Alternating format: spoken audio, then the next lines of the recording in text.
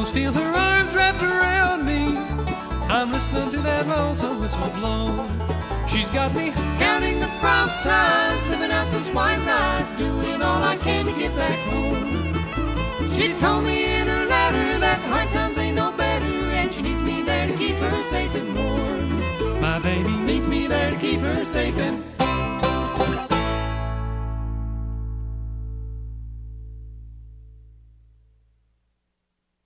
You are listening to WOOP-LP, Cleveland, Tennessee. WOOP FM is a broadcasting service of the Traditional Music Resource Center, and we play America's original music. Where'd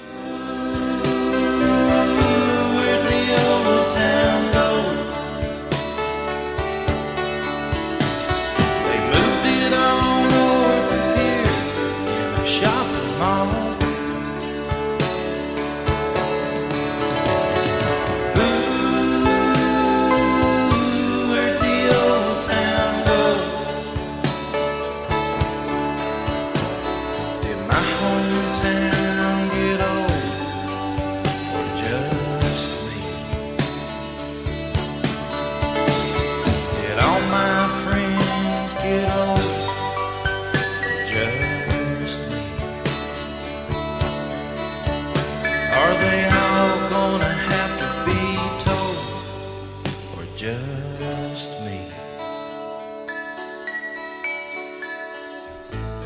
Good morning and welcome to Old Town Cleveland here on WOOP FM 99.9, or you can go to the internet at www.woopfm.com. You can call us here at 614-44, and I can't remember the number 614-5553, but just went away. I had that. So don't call 614-444444 because you won't get us. Hello, folks. How you doing out there?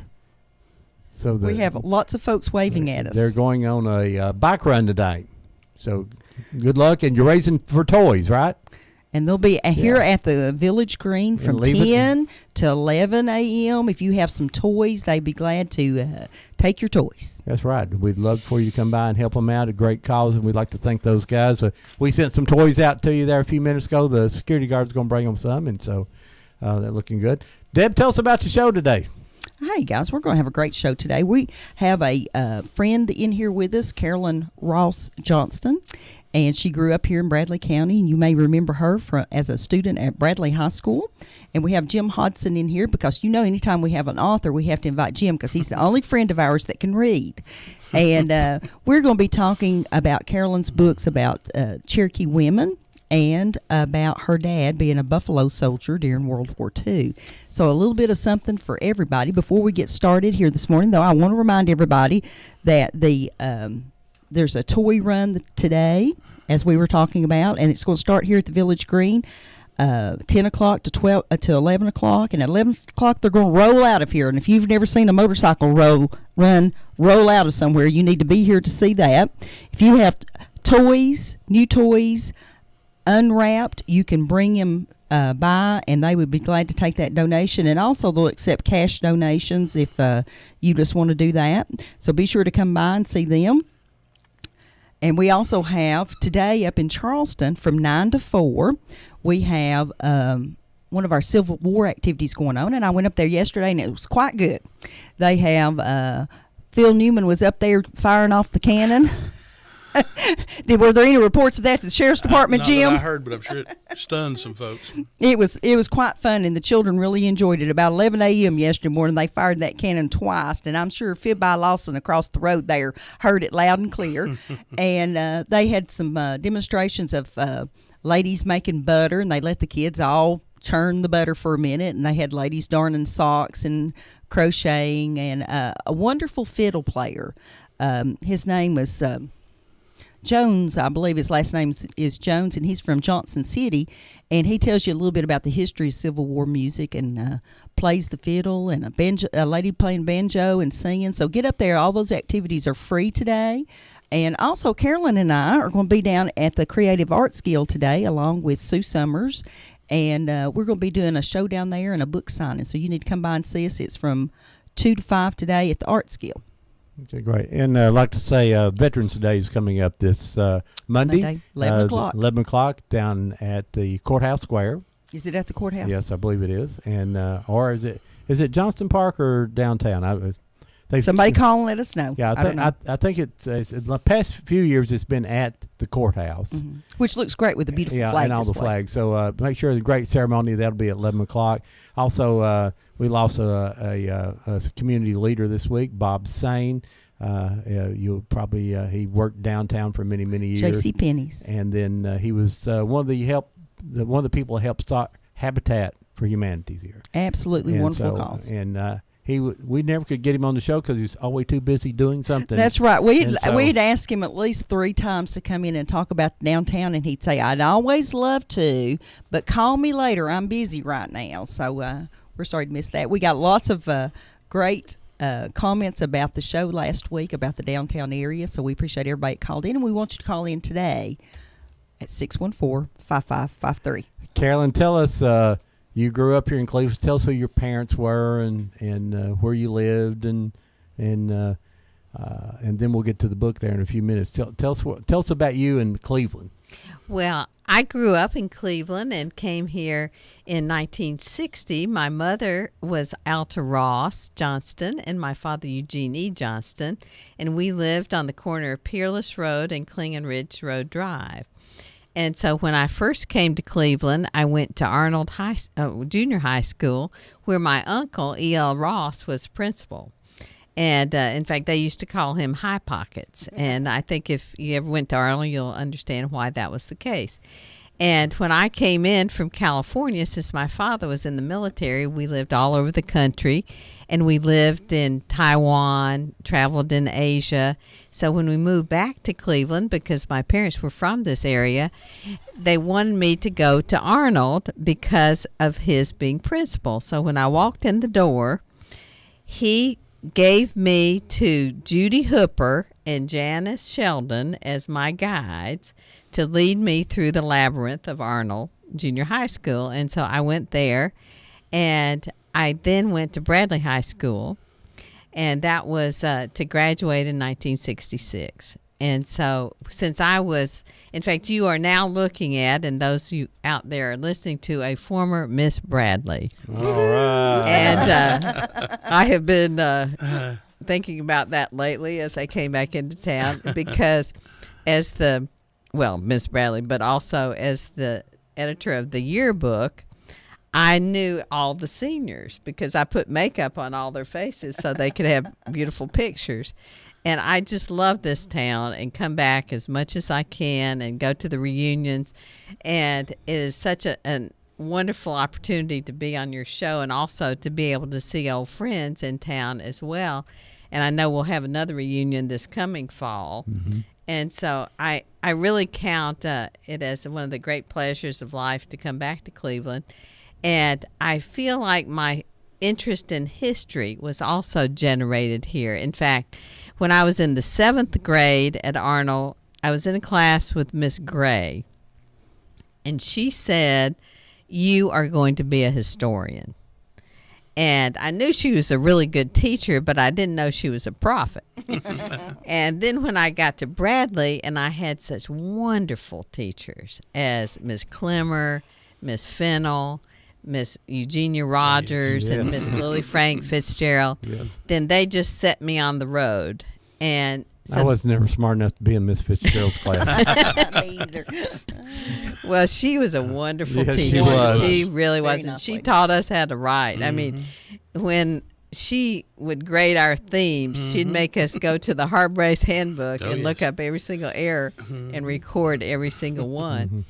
And then I went to Samford University, where I was in history there as well. And in fact, Rodney Fitzgerald and Margot are real good friends of mine, and he was going to Samford. That was one of the reasons I wanted to go down there and take a look. I walked into a class, and Wayne Flint was teaching it. And when I came out, I thought, I'm going to this school, and I'm going to take this course with Wayne Flynn, be his associate. And do you know, I just saw him last week at the Southern Historical, and he has been integral to my whole writing career ever since. And so I'm real grateful for all the wonderful background that I had in Cleveland, Tennessee. So it's just wonderful to be returning. Who was Mr. Bradley? Mr. Bradley was the football captain, Donnie Buckner. Donnie Buckner.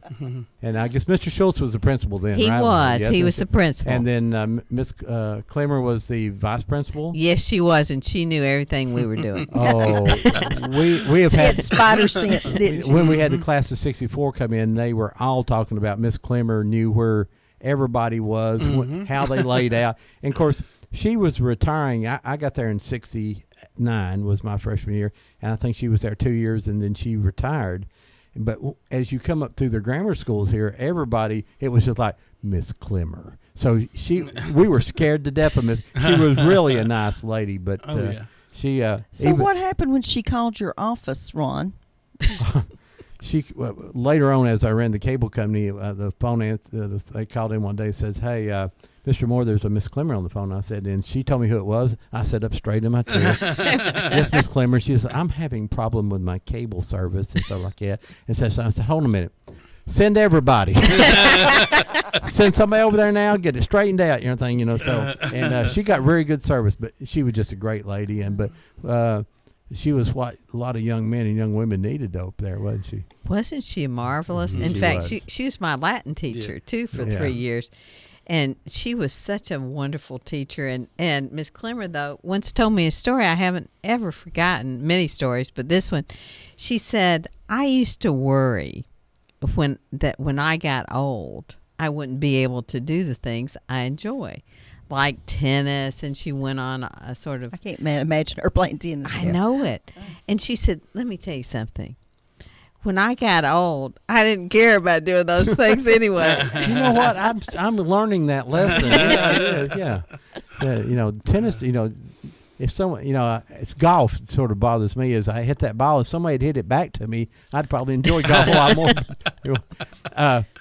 The great times there. And now you have a doctorate degree now. Is that correct? I do. After I went to Samford University, I was very fortunate to receive both a Danforth Fellowship and also Woodrow Wilson Fellowship, which meant that I could go anywhere in the country and they would pay for it. Wow. And so I went to California, to the University of California at Berkeley, and studied there, got my MA and PhD there, and I finished in 1976. In fact, I tell my students I'm older than I look.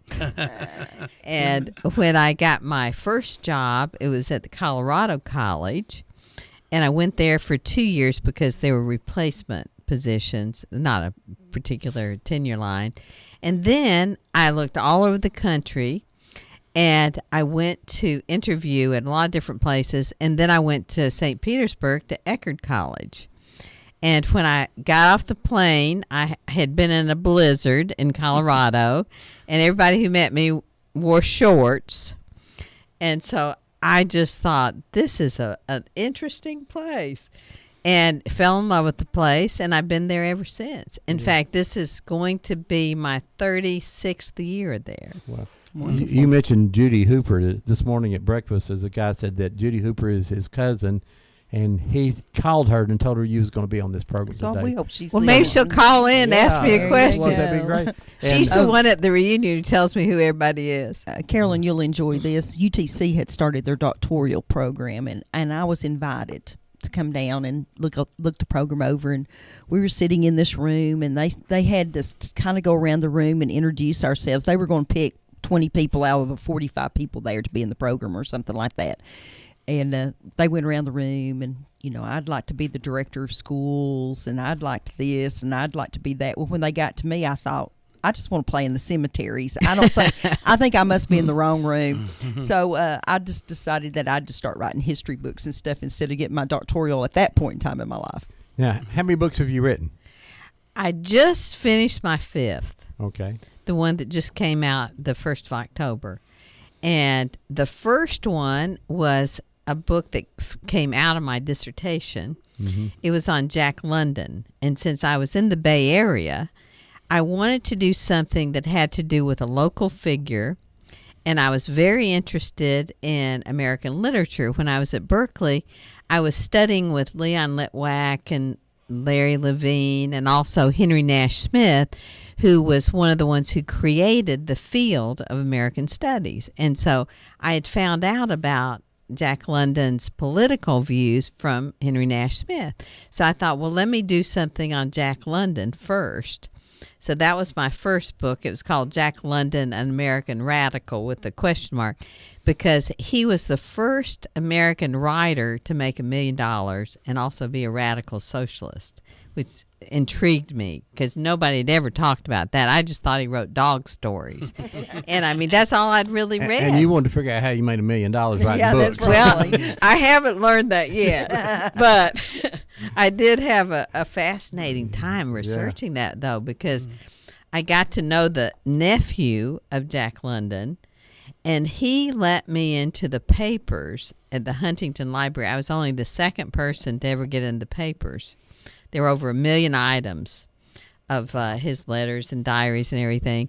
And so then after I've published that one, you know, I thought, well, what would really be meaningful? And so I did the book Sexual Power, Feminism and the Family in America. Now, the first one took me 6 years. The next one took me 14 years because that was a much more complicated study of women's history, history of the family, history of the movement. And so after I finished that, I had not dealt with, even though I covered from the colonial period to the present, at that time it was about 1992, I had not dealt with Native women because I didn't want to do just a partial job of that. So I thought, what would be really meaningful then next? Because usually I have another book in the wings before I finish the one.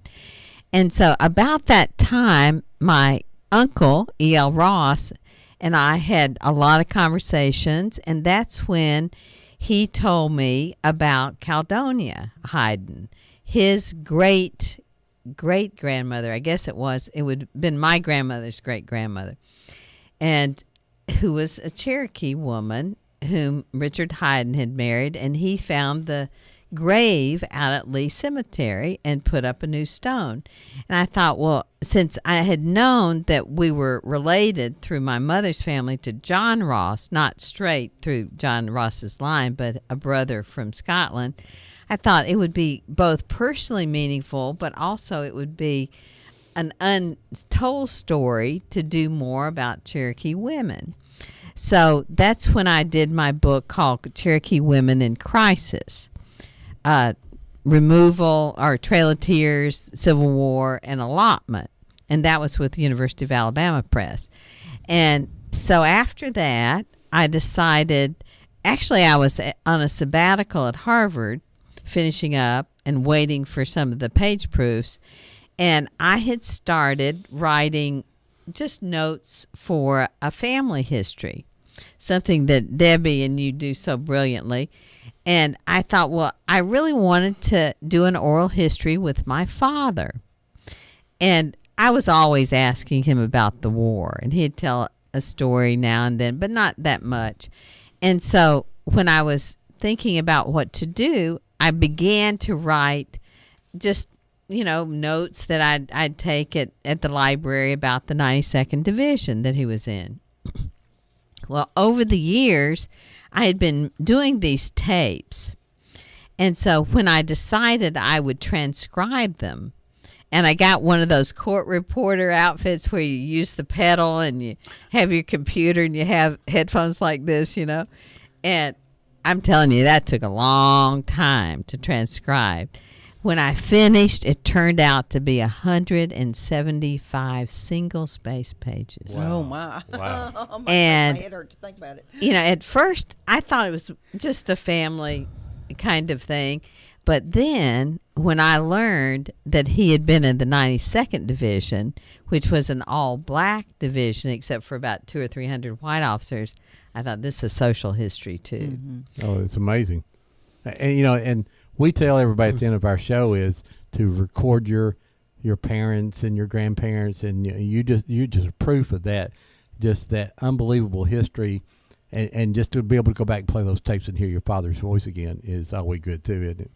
It's really important when they're still young enough to have a sharp mind. And also, one of the things, when I'm teaching my courses, I have my students do oral histories with their parents and grandparents, and they say that's one of the most meaningful things they do in the whole time that they're at college.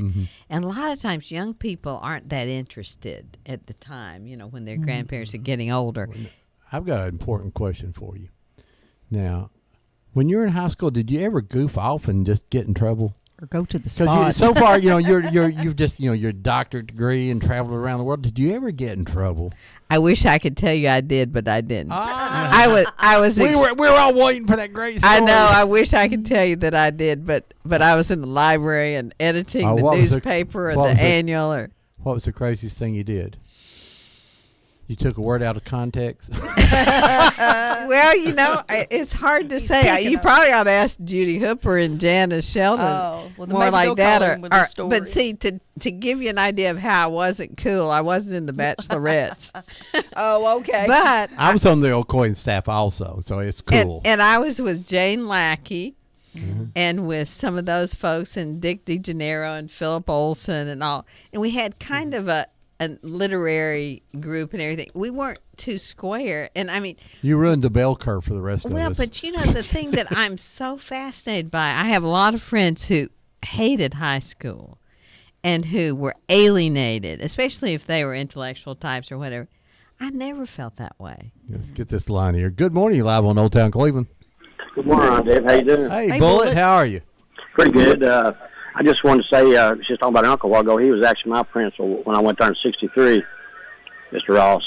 He was a fine fella. Yeah. I just want you to kind of keep in thoughts minds. You remember me talking about my cousin on John Hinkle used to play football for? Yes, I do. His mother's in the hospital. Oh, okay.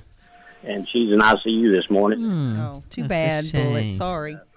Do you guys have any hand trucks in our Dev? I got set at my house. Do you need to come borrow them? Well, I have got a veteran's marker I got to put up. I think Ron knows the Duns that went to Charleston. Yes. It's their father. I got to put his marker up, and it'd be a lot easier on me because I'm getting too old. Well, you're welcome to borrow it, but I'll tell you that there's one tire on it that always seems to be kind of flat. You just got to go to and get some air put in the tires there. They're little. So yeah, Is you. it still sitting outside? Yeah, I think they're sitting at the house there. Bullet. I'm going to have to get me some. Just help yourself. No, don't get you some. You just come borrow Just come borrow ours. ours. Okay, it's good talking to you. Thank you, Okay, Bullet. we'll see, Bullet. Bullet and his brother keep up, especially Bullet keeps up the veteran cemetery up here, and obviously he has to place markers too. That's I mean, very they do important. that. They volunteer to do that. Yes. We just can't thank them enough. Jim, what did you think about My Father's War, which is Carolyn's book? It's a great book, and I was talking to Carolyn before the show, and having read and studied a lot about World War II, I'm sure my bookshelf, like most others, if you look at the different areas of the war that were covered, the Italian campaign, which was where the 92nd did all their wartime service, is really a neglected area of the war generally. And, Now, those were the black soldiers. yes, this Okay. the 92nd Division was, as she said, they were all the enlisted men, and a lot of the junior officers were black, but the senior officers were all white. Mm-hmm. This was in the segregated army. That was the way, and there were 3 African American divisions in World War II, but the 92nd was really the only one that saw extensive combat. Let's get this line here. Good morning, you live on Old Town Cleveland. Hello, Ron and Debbie. Hey, Miss Ella, how are you? I'm fine. So what's going on? Oh, nothing much. I went out a little bit last time, but they had some smoke in, and I had to leave. Well, is that when you go to Pokey's? Yeah. Oh, Too many people there last time. well, it's cold. It was cold. I mean, it was full, though. The Pokey's bar was full. It was crowded. Too much smoke. I I had saw a to leave. picture of you this week, Miss Ella, with that red dress on. Devil with the red dress on. Yeah. How many beers you drank last night? Just one. Yeah. How many times you fill up that bottle? I don't know. And we've got a policeman in here in the studio. You got to be careful talking about drinking. I ain't afraid of them. They all know me. But now, Jim, I will tell you, she is a cougar. She likes you younger guys, yeah. Yeah, did you see me on TV? I was on TV this morning about 9 o'clock. What was you doing on TV? Well, they were showing that Halloween block party. Oh, okay. Yeah, it'll be on, I guess, tomorrow. I don't know, or next week. Okay, well, good. Well, we'll just have to check you out. Did you make it on TV? Yeah. Yeah, she said she saw Good. herself. Oh, okay. She wasn't sitting on top of the TV, Ron. She was on the screen. I'm on TV twice. Ooh. The second time, well, both times I was talking about Wolf Radio. And the second time the guy asked me who I was, I told him about Ella Miranda. Then he came back up to me. He says, "No, who are you?" You know, he knows who I was. Everybody does. And I said, "I'm Ella the Cougar on Wolf Radio." Well, she was the devil the other night at the block party, and let me tell you, she showed her tail all night. Look at Jim.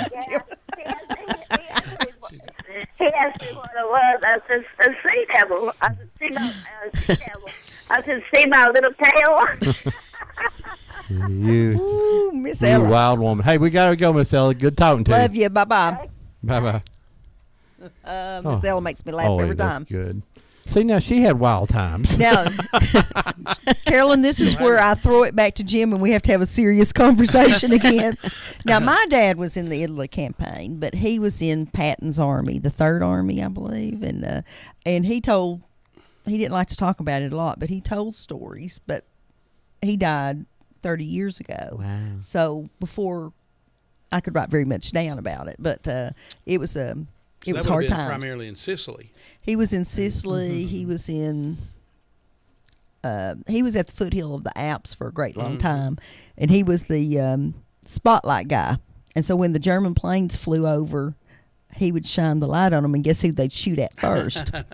Yeah. And so he had a Anti-aircraft really rough time. artillery. Mhm. Yeah, he had a really rough time. Well, those of us who are about this same age had fathers in World War II, and a lot of times they didn't talk at all about it. And the greatest generation didn't talk very much about their feelings, or they might have told a few war stories, but that's why it was such a challenge for me to be able to talk to my father about the war.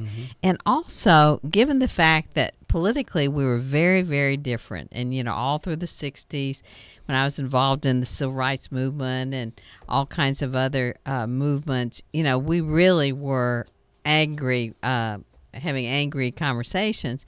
So as he got older and as he realized how much I appreciated him and his experiences, and we did this book together, there was a kind of real reconciliation too. It was a really wonderful experience. Recently, I was at this book club where they're reading the book, My Father's War, and all the people there were about our ages. And what was touching to me and really was moving is that, like your experience, Debbie, they kept connecting with their own fathers.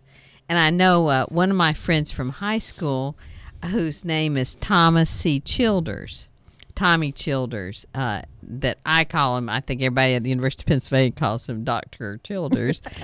But he is a wonderful historian of Germany, but also he did a trilogy of books about the war and his uncle, and called Wings of Morning. So when I was doing the book, Rodney and Margot had me connect with him again, and he was very helpful in this kind of process. And it reiterated to me how important it is for all of us, if our parents are still alive, as well as for younger people, to listen to their stories. Let me you know, I guess it's still shocking. You know, we grew up in that generation, but that in World War II, that they still segregated the black troops. And my dad, didn't talk about relation. He left here. He was more the Korea era. Went to Fort Nixon, New Jersey, and these Southern boys had never spent the night with a black soldier, and they were all put in the barracks. And there were some immense tension and a few little fights here and there because it just wasn't done. But especially to my son and to our children and stuff, that would just shock them to death that there is people that they were fighting together, and you go so. But what did your father learn about having the black troops and them being segregated? Was there anger at the Army, or were they proud to be fighting, or what was the sentiment of this? The officers had to be white, right? There was very few black officers, and then so what did you learn? What did your father learn from all that? He was an OCS and was assigned to the 92nd Division. And, of course, one of the intriguing aspects of this whole study that I found was how does one, as a Southerner who grows up with racist attitudes but who's deeply Christian, learn from this experience? And how did it transform him, and how did it transform the African-American soldiers? So when I found a number of those African-American soldiers who had been in the war with him, that's when I decided to write the whole book. And you can see from the book the people whom I worked most closely with, their oral histories too. But most people aren't aware that the black soldiers had to fight to be able to fight. African Americans had been in World War I. They had been in Civil War. They'd been in Spanish-American War. But the U.S. government did not want them to be in combat units. They wanted them to be in only service units. So the NAACP, Eleanor Roosevelt, there's a lot of pressure to have them be in the combat units. So that's when they formed the 92nd and 93rd Divisions. They both trained at Fort Huachuca. Everything was segregated both at Fort Huachuca during training, but also in Italy. Even during the war, there was segregation. So from the standpoint of the individual soldiers, I don't think that they were so anxious to be in combat and be in harm's way so much, but they knew. Thanks. Stop helping us. Yeah. It's like don't ask so vociferously to put us into combat. But I think the civil rights leaders knew that it was critical for them to be in every aspect of the war. Well, in every aspect of life. You go back to Jackie Robinson being involved in baseball. Jim, what did you get out of her book there about the black soldier experience? I mean, were they grave diggers? Were they they laid smoke? They did a lot of different things before they got into battle. Sure, they'd been used in transportation companies, construction units, engineering, and just about everything except combat troops. But it's, as Carolyn said, it's interesting that even in combat they were segregated even so far as their field hospitals were segregated. They wouldn't take a wounded black soldier to the same hospital as a wounded white soldier.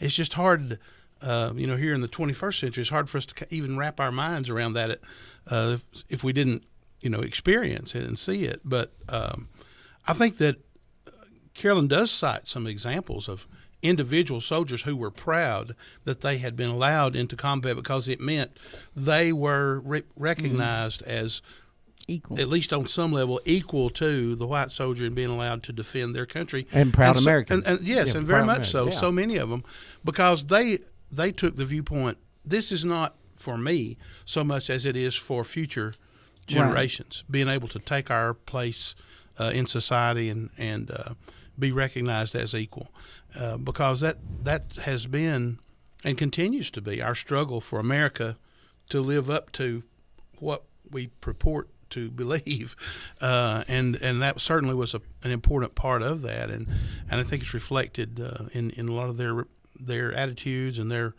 reminiscences. Also, I think it was probably a learning process for everybody. You couldn't have moved too fast. Well, right. Well, they could have moved faster. I'm just saying that, when you have two groups, when you have white Americans and African Americans who grow up in segregated environments and there's obvious bias, one of the things that always manifests itself is mistrust. And so I think it was probably a learning process on both parts of the white officers learned that you could trust these men to be good soldiers, that you could trust them to do the things they were assigned to do and trained to do. And on the other hand, for the African American soldier, I think they probably learned not all white people are bad either. There, now some were overtly racist and almost incomprehensibly so for someone purporting to be a senior officer, a military commander. But others, and I certainly include your father in this group, showed understanding and a willingness to trust people, and I think that was returned to them in kind. And they learned there were white officers that they could trust and that would look out after them, and like a commander is supposed to do in wartime. Carolyn, let me ask you a question, Carolyn. Obviously, in your book, you have a lot of photographs at reunions. What was the attitude of those men that you took an interest in their life story? It was very intriguing. For example, when I was looking for the living black soldiers on the internet, I found this one man, Spencer C. Moore, who had written an article. And so I called the Historical Society in New Jersey to get in touch with them, and they were about to have a reunion of the 92nd that fall. This was about 12, 13 years ago. And so he invited me to come. And he also sent me a tape that he had made of an oral history. And so I went to the one in Washington, and I've been to every one since. And in fact, you can see a lot of the pictures I took in the book, and also there are others that are in the Library of Congress now. And I think he thought I was black because I had a Southern accent, and my father's in the 92nd. And so, I thought... I'm sorry. No, I mean, I really do think he did. And so when I saw him in the hotel, I said, Spencer Moore. And for one flash of a second, I know he looked at me and thought, oh, my God, she's white. But he was so wonderfully open, and so was Bill Perry, the two historians of the unit. So, I mean, I was always, until this year when my sister went with me, Nancy Smith, the only white person there at the whole reunion. And they never made any kind of discriminations or any kind, there's never any kind of friction or anything. In fact, they were really grateful that I was going to be telling the story of the 92nd. And in fact, before Spencer just died this year, but he had a tremendous collection, much of which I used for the book. And so since he was getting so much older, he wanted those materials preserved. And so I was able to persuade the manuscripts division at the Library of Congress to take that collection. And I'm now trying to, in fact, when I was in Washington, I talked to Adrian Cannon, who's the head of that again, and it looks as though they may be accepting my father's papers also. But we're building that 92nd Division collection, which will preserve the memory of that division for history. And so all these years, though, to further answer your question, I mean, I think that there are certain occasions. To give you an idea, at the end of the book, I tell this story about this scene at the Capitol Rotunda. And when I was at Berkeley, my best friend was John Lawrence, who ended up Speaker Pelosi's chief of staff. And I hadn't been in touch with him that many years, but when we were making the donation to the Library of Congress, I called him, and he came over and met some of the Buffalo soldiers. And so he said, oh, I wish I had known about this because we could have something come out of the Speaker's office. I said, well, as a matter of fact, next year is the 60th anniversary of the integration of the military. He says, that's it. Well, so he arranged, or through the Speaker, and she arranged, because she just sponsored a GI Bill. I mean, they had this big kind of ceremony in which my friends Spencer Moore and Bill Perry spoke, Colin Powell, all the leaders of the House and Senate on both sides of the aisle were there. And when Spencer Moore and Bill Perry spoke, they had a standing ovation. Now, at that ceremony, there was Maggie Morehouse, who's white, another historian who's worked in this area, and I, and Sharon Jones, and Michael Moore, 2 black and 2 white children of Buffalo soldiers who were sitting there as a kind of commemoration of that experience, but a very different kind of America. And one of the things that Bill Perry said was, America, what took you so long? So, I mean, there was a kind of a way in which, all of us came together at that moment. This is just what we tell people all the time. It's about how important that is. Yeah, you go back and look at the Civil War, and then we had black soldiers there, and of course and predominantly in the North. We had a few that were here in the South, rare things, but we do. We actually have a Confederate marker here in Cleveland of black soldiers. A pretty interesting ceremony to see the Confederates come in and mark a grave with the black family there, and you sit there and go, there's almost a rub here, but they're also proud of what their father did or didn't do. Mm-hmm. Or their great grandfather. Let me ask you this: how did that experience that your dad had help him understand your work with the civil rights movement, or was there a relationship there? You see what I'm going for? I think so. I mean, certainly not during the years before we started working on the book would I have thought he thought that much about it. But I think that when I was talking about this kind of reconciliation that we had towards the end of his life, and he didn't live long enough to see the book published, but he did live long enough to read the transcripts and to be able to make corrections and everything. I think he was transformed by the experience in some ways that you spoke about very eloquently. But I also think that it was on his mind at the very end. In other words, reliving this, when he was so much older, brought him back to that. And I don't think we ever had an opportunity to talk about the question that you're asking. But I think that there was certainly a much more mutual respect and harmony there. I don't know that he would have expressed it quite in that way. Good morning. You're live on Old Town Cleveland. Good morning, Ron. Hey, Bertrand. I can't even talk this morning. What you got in your mouth, Snuff? Nothing yet.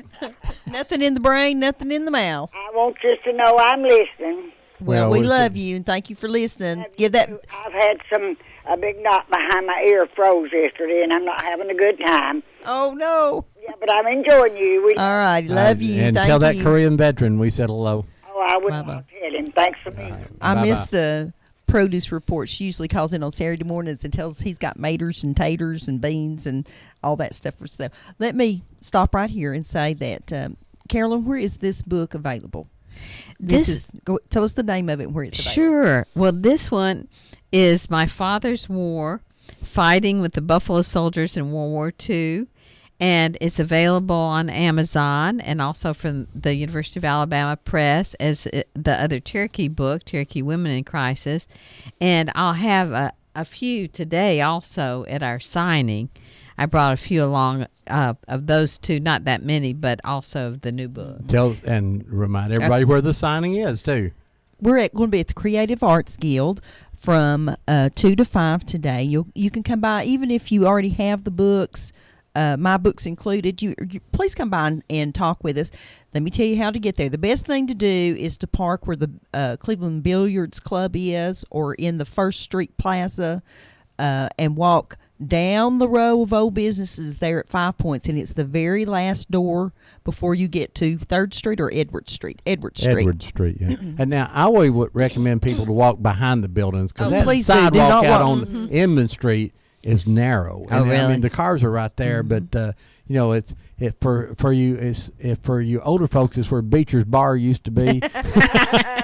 And the pool room, McGregor's you go all the way down to the end. It's right there on the corner. And they have all kinds of arts and crafts there. And Sue Summers is going to be there today with her Caney Creek painting. I'm going to have the Caney Creek DVD and book there, along with Confederate Voices. And I reminded folks on Facebook that we sold out of Confederate Voices last year for Christmas. We thought we had plenty to make it through Christmas, and we sold out. So Just a terrible problem. it was. I wish I had that problem. I felt badly for the folks that missed out, and I know that.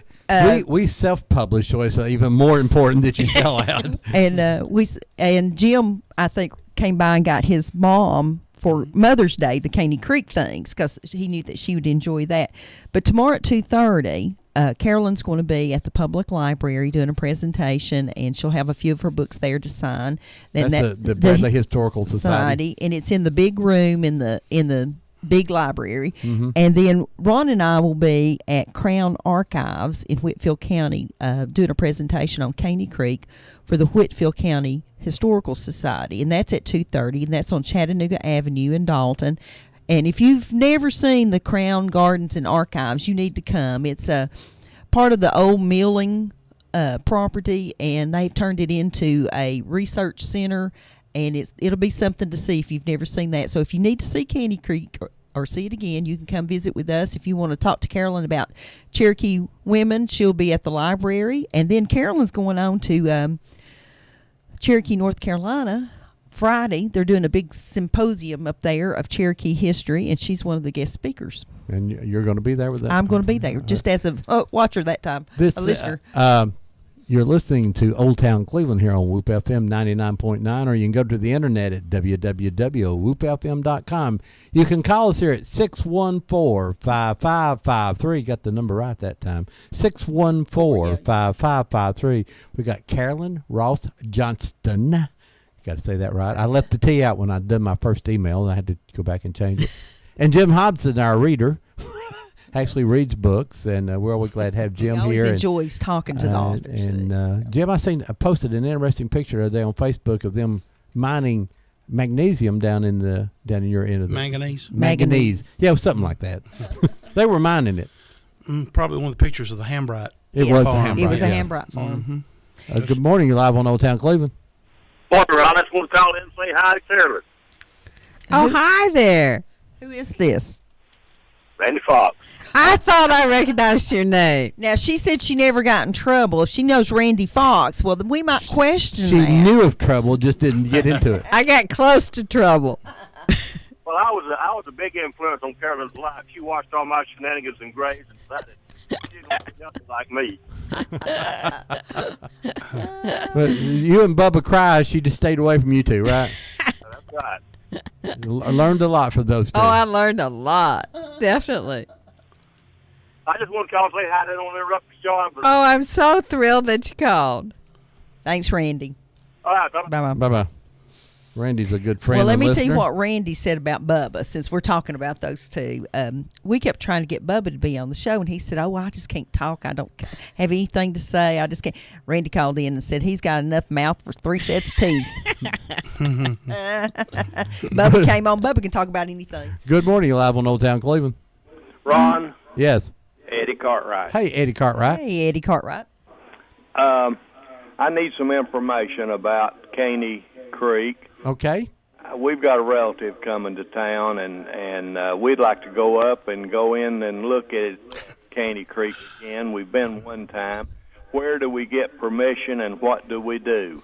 You will have to call the TVA powerhouse. The lady you need to talk to is Annette Moore, and she will. You might be able to find the number. I guess I would call the Cherokee Forest, the National Forest, and ask for the number for the powerhouse people. And you have to call the powerhouse and get permission for them to let you in, and an employee has to go with you. Very good. That's what I need to know. Okay, Mr. Eddie, we want you to come be on our show with us next week. Do you think you might can do that? Well, I'm leaving in the morning for Apalachicola, Florida, with a group of guys on a fishing trip. If I'm back, so I'd really rather do it a Saturday when you know you're going to be back. Okay, that's fine. And I have your pictures on my desk. All right. Love you. Bye-bye. Thank you. Bye-bye. We're talking about next week, where are they now? and we're just talking about people that have moved out of town, or maybe you've lost touch with, or Yeah, something. yeah. And we're just looking for somebody that knows a lot of people. Where's your school principal now? And unfortunately, we're going to find some who have passed away. But where's your school principal Or coaches, or your coaches, or where your best friend who lived, or people that you've seen it working and everything. And I think some of this came from last week's show when they started mentioning the names of people that worked in the downtown area, and everybody was saying, "Well, where are they now?" And so we're looking for someone to help us with that show, and I'm sure we'll find someone. Eddie was one of our first choices.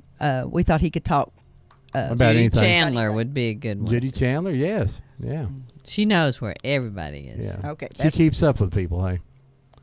Okay. Well, of course, with Facebook now you can keep up with anybody. Isn't it great? Oh, yeah. Now they're saying that the kids, this is boring to the kids because us older folks are now getting involved in it. How's that? Good morning. You live on Old Town Cleveland. This is Jean Pierce. I would like to speak with Deborah, please. Go right ahead. You're live on the air, Miss Jean. What's up, sister? Well, I just wanted to thank you for your program and to tell you, too, that Monday is Veterans Day. That's right. Tell us about the ceremony and where it's located. Okay, it's at Cedar Springs Baptist Church. If you haven't saw our graveyard, you should drive down and see. We have American flags across the top, across the bottom, on the driveway, and on each veteran's grave. Mm-hmm. How many veterans do you have buried in that graveyard? Do you know? I knew you was going to ask me that. A lot? Well, we have a lot, and it's an old graveyard. We have 6 veterans in our that are members of the church that are living now. They will be honored Sunday. Now, you're doing a Sunday during the church service. You will recognize veterans, okay? Yes. And what time do they need to be there? At 10:30. 10:30 on Sunday. Do you know about the Monday service? Is it the regular veteran service downtown? Is it going to be at the courthouse? Do you know? As far as I know, it's at 10 o'clock at the courthouse. Okay. Sounds good. And another question I'd like to ask you is, next week's program, I hope somebody remembers my brother. Well, who is your brother? Ira Cox. Ira Cox, okay. yes. Well, that would be a good show for us Well, to talk you make about sure Ira. you listen and you call in and tell us all about tell us Ira. about Ira because tell the things that you can tell. Now, Ira and I have talked before, and he said, "No, you can't say that." He'd tell great stories, and then he'd tell us that we couldn't repeat it. I would like to do a whole show on him sometime. We'll talk about that then. Yeah. All righty. End of this month. Thank you. Well, thank you so much. And hey, tell everybody where Cedar Springs Church is. It's off of Spring Place Road on Cedar Springs Church Road. Yes, Just before you get to Valley View. Valley View School, yes. Before you get to Valley View. Right. Mm-hmm. Okay. Thank you, Miss Jean. All right. Thanks for listening. Bye-bye. Bye-bye.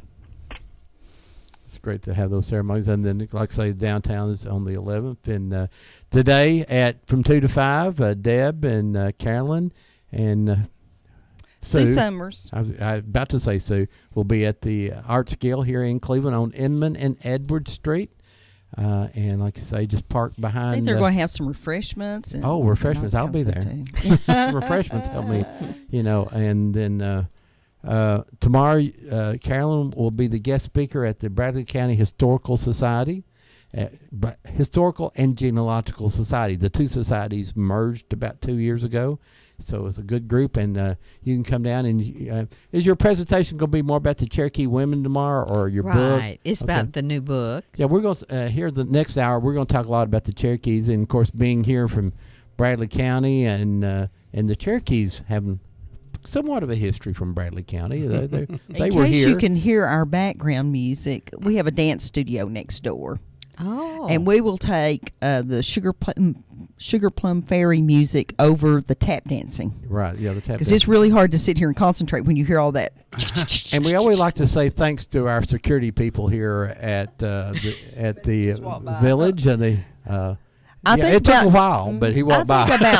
I think about 6 minutes we'll hear the motorcycles revving up in the parking lot. Yeah. So if you've got a toy that you want to bring by, you need to bring those in for the toy run. And I think we have a caller. Yeah, we got this new call system here, this MZOD. It has an MZOD.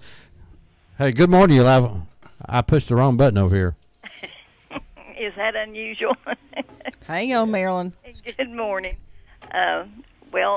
First of all, I'd like to say good morning to Carolyn. I'm sure she don't remember me. I was a year ahead of her. Good morning. But I remember I remembered her when she went telling her name and stuff. Well, I, of course, pulled my old annual out and looked her up and went, oh, I remember her. She probably still looks just like that, Marilyn. Well, when I saw her picture in the newspaper, I didn't think she was anywhere near as old as I was. You're so kind. And you were talking about buffalo soldiers, and I thought, I believe that pin that Tommy gave me when he came home from the Army has a buffalo on it, and it does, and it says ready and forward. And he was in the Buffalo Soldiers when he was in Colorado.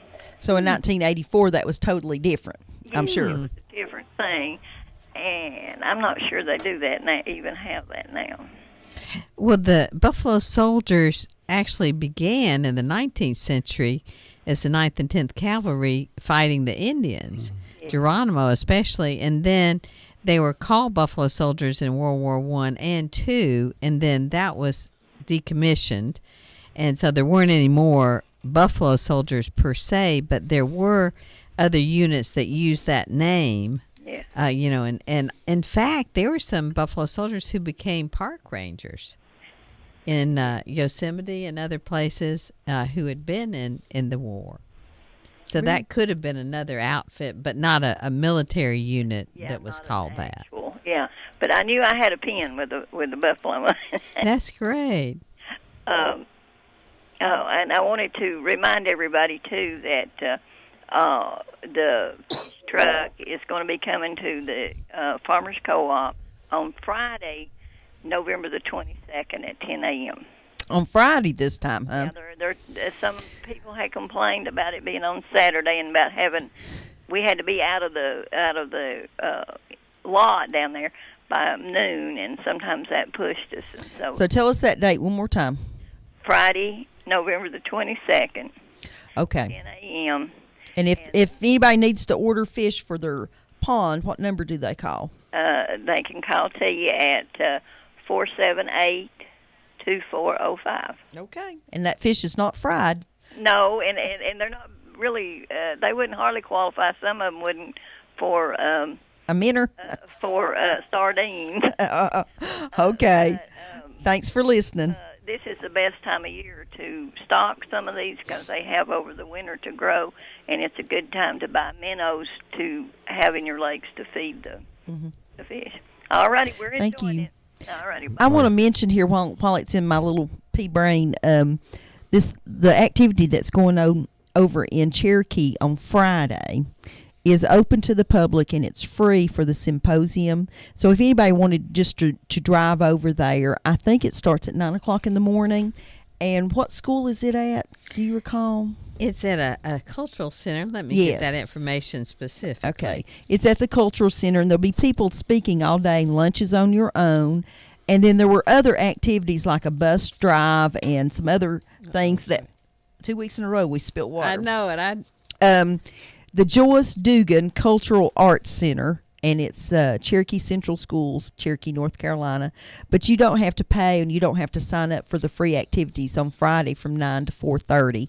And the other things have already closed as far as those things are concerned. But there's some really nationally known speakers there, so it was well worth my time to drive over there to hear it. And so I'm going to do that on Friday. But I'm not staying for the other activities, although that's my favorite thing to do, is get on the buses and let them show me where everything used to be.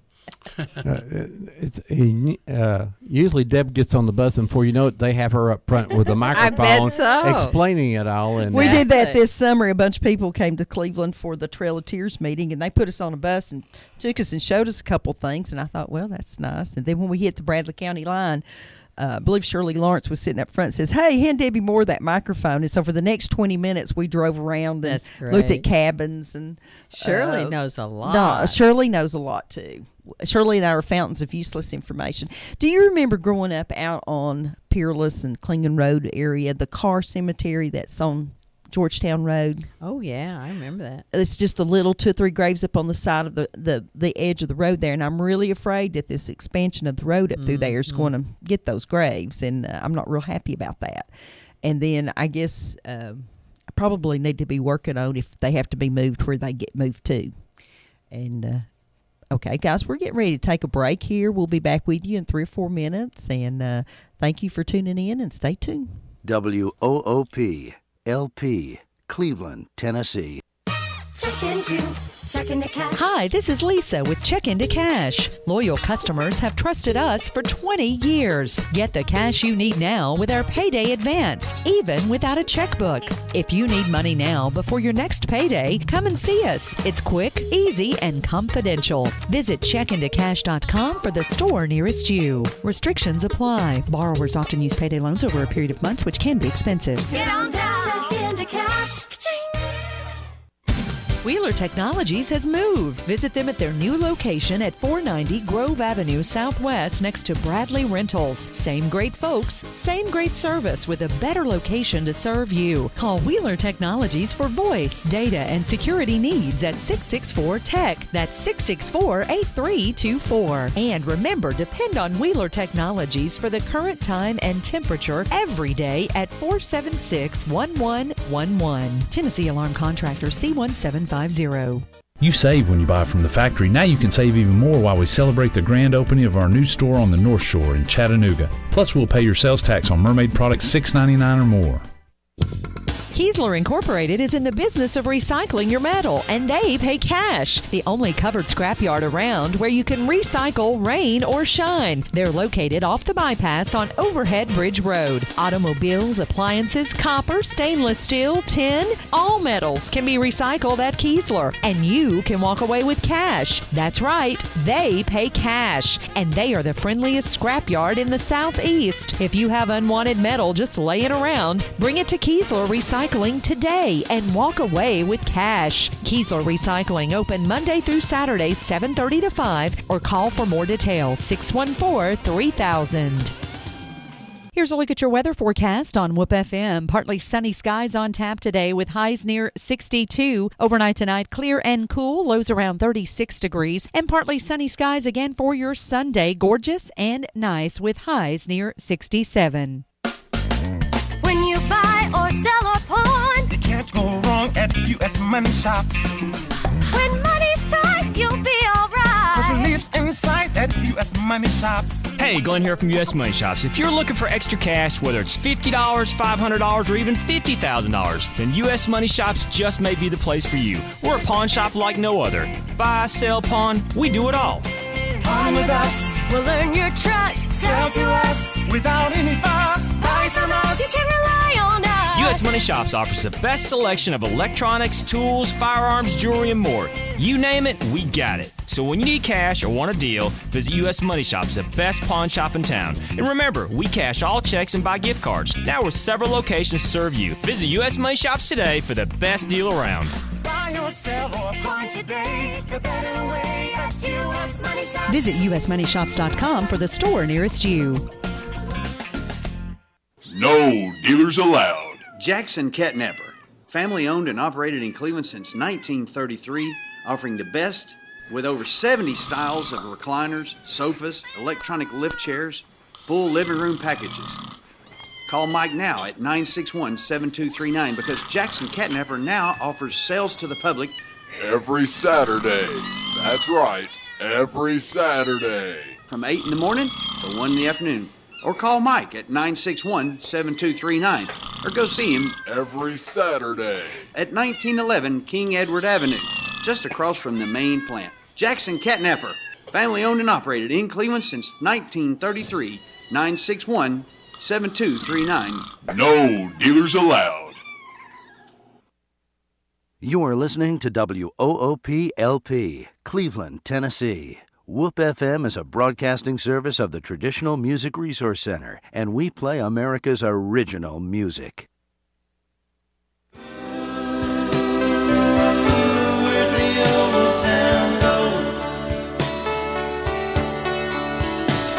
They moved it on north of here in a shopping mall.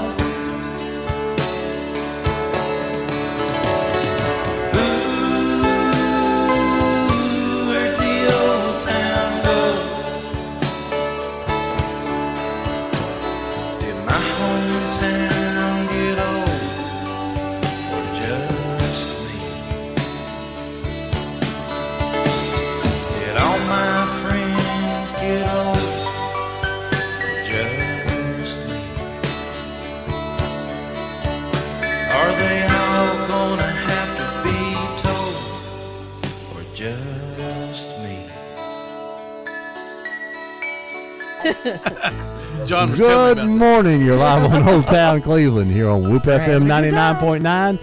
Or you can go to the internet at www.whoopfm.com. You can call us here at the studio 614-5553. If you're out of town, you dial 423-614-5553. We got Carolyn Ross Johnston and Jim Hodgson's here, and we're talking about Carolyn's books. The first hour we talked about their one about the Buffalo Soldiers, My Father's War. And now we're going to talk about Cherokee women right after this call. Good morning, you live on Old Town Cleveland. Yes, I'd like to ask Dr. Johnson. She said she was involved in the civil rights movement. I'd like to hear some stories about that. Specifically, did you meet Dr. Martin Luther King, and were you at the Edmund Pettus Bridge or the 16th Church Baptist Church in Birmingham when it was bombed and the 4 little girls were killed? And I'm going to hang up and listen to what Thank you, Doug. I appreciate that question. I went to Samford University in 1966, which, as you know, was only 3 years after the Ingram Park incident and the Birmingham campaign. And I would say I was just a foot soldier. I was not old enough to really be involved, for example, in the March on Washington or any of the major events like the March or the Pettus Bridge incident. But what I was doing was working in Birmingham, especially with the black college there, the students there at Miles College, and various sorts of activities, and also tutoring young black students in Birmingham, and also being involved in voter registration of black voters.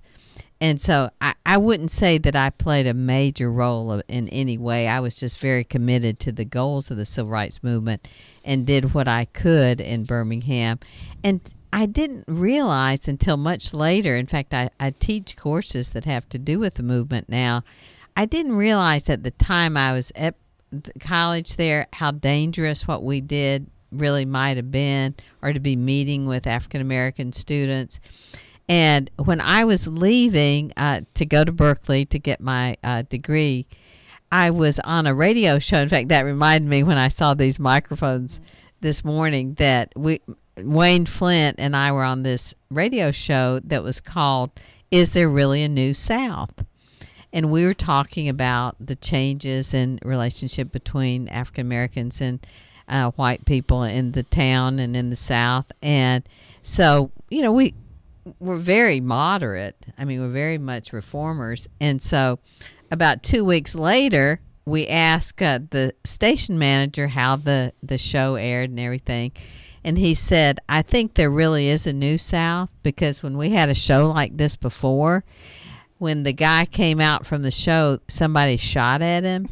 And he said this time they just threatened to blow up the station. Oh, well. After you leave, it's okay, right? And so that would have been good information to have had in advance. Well, no, Carolyn, growing up here, I mean, going to high school at Bradley High School, I know Bradley was not a segregated school, but it doesn't mean that we had a lot of blacks went to Bradley High School. Matter of fact, in '66, we still had College Hill school here, and which was the black high school.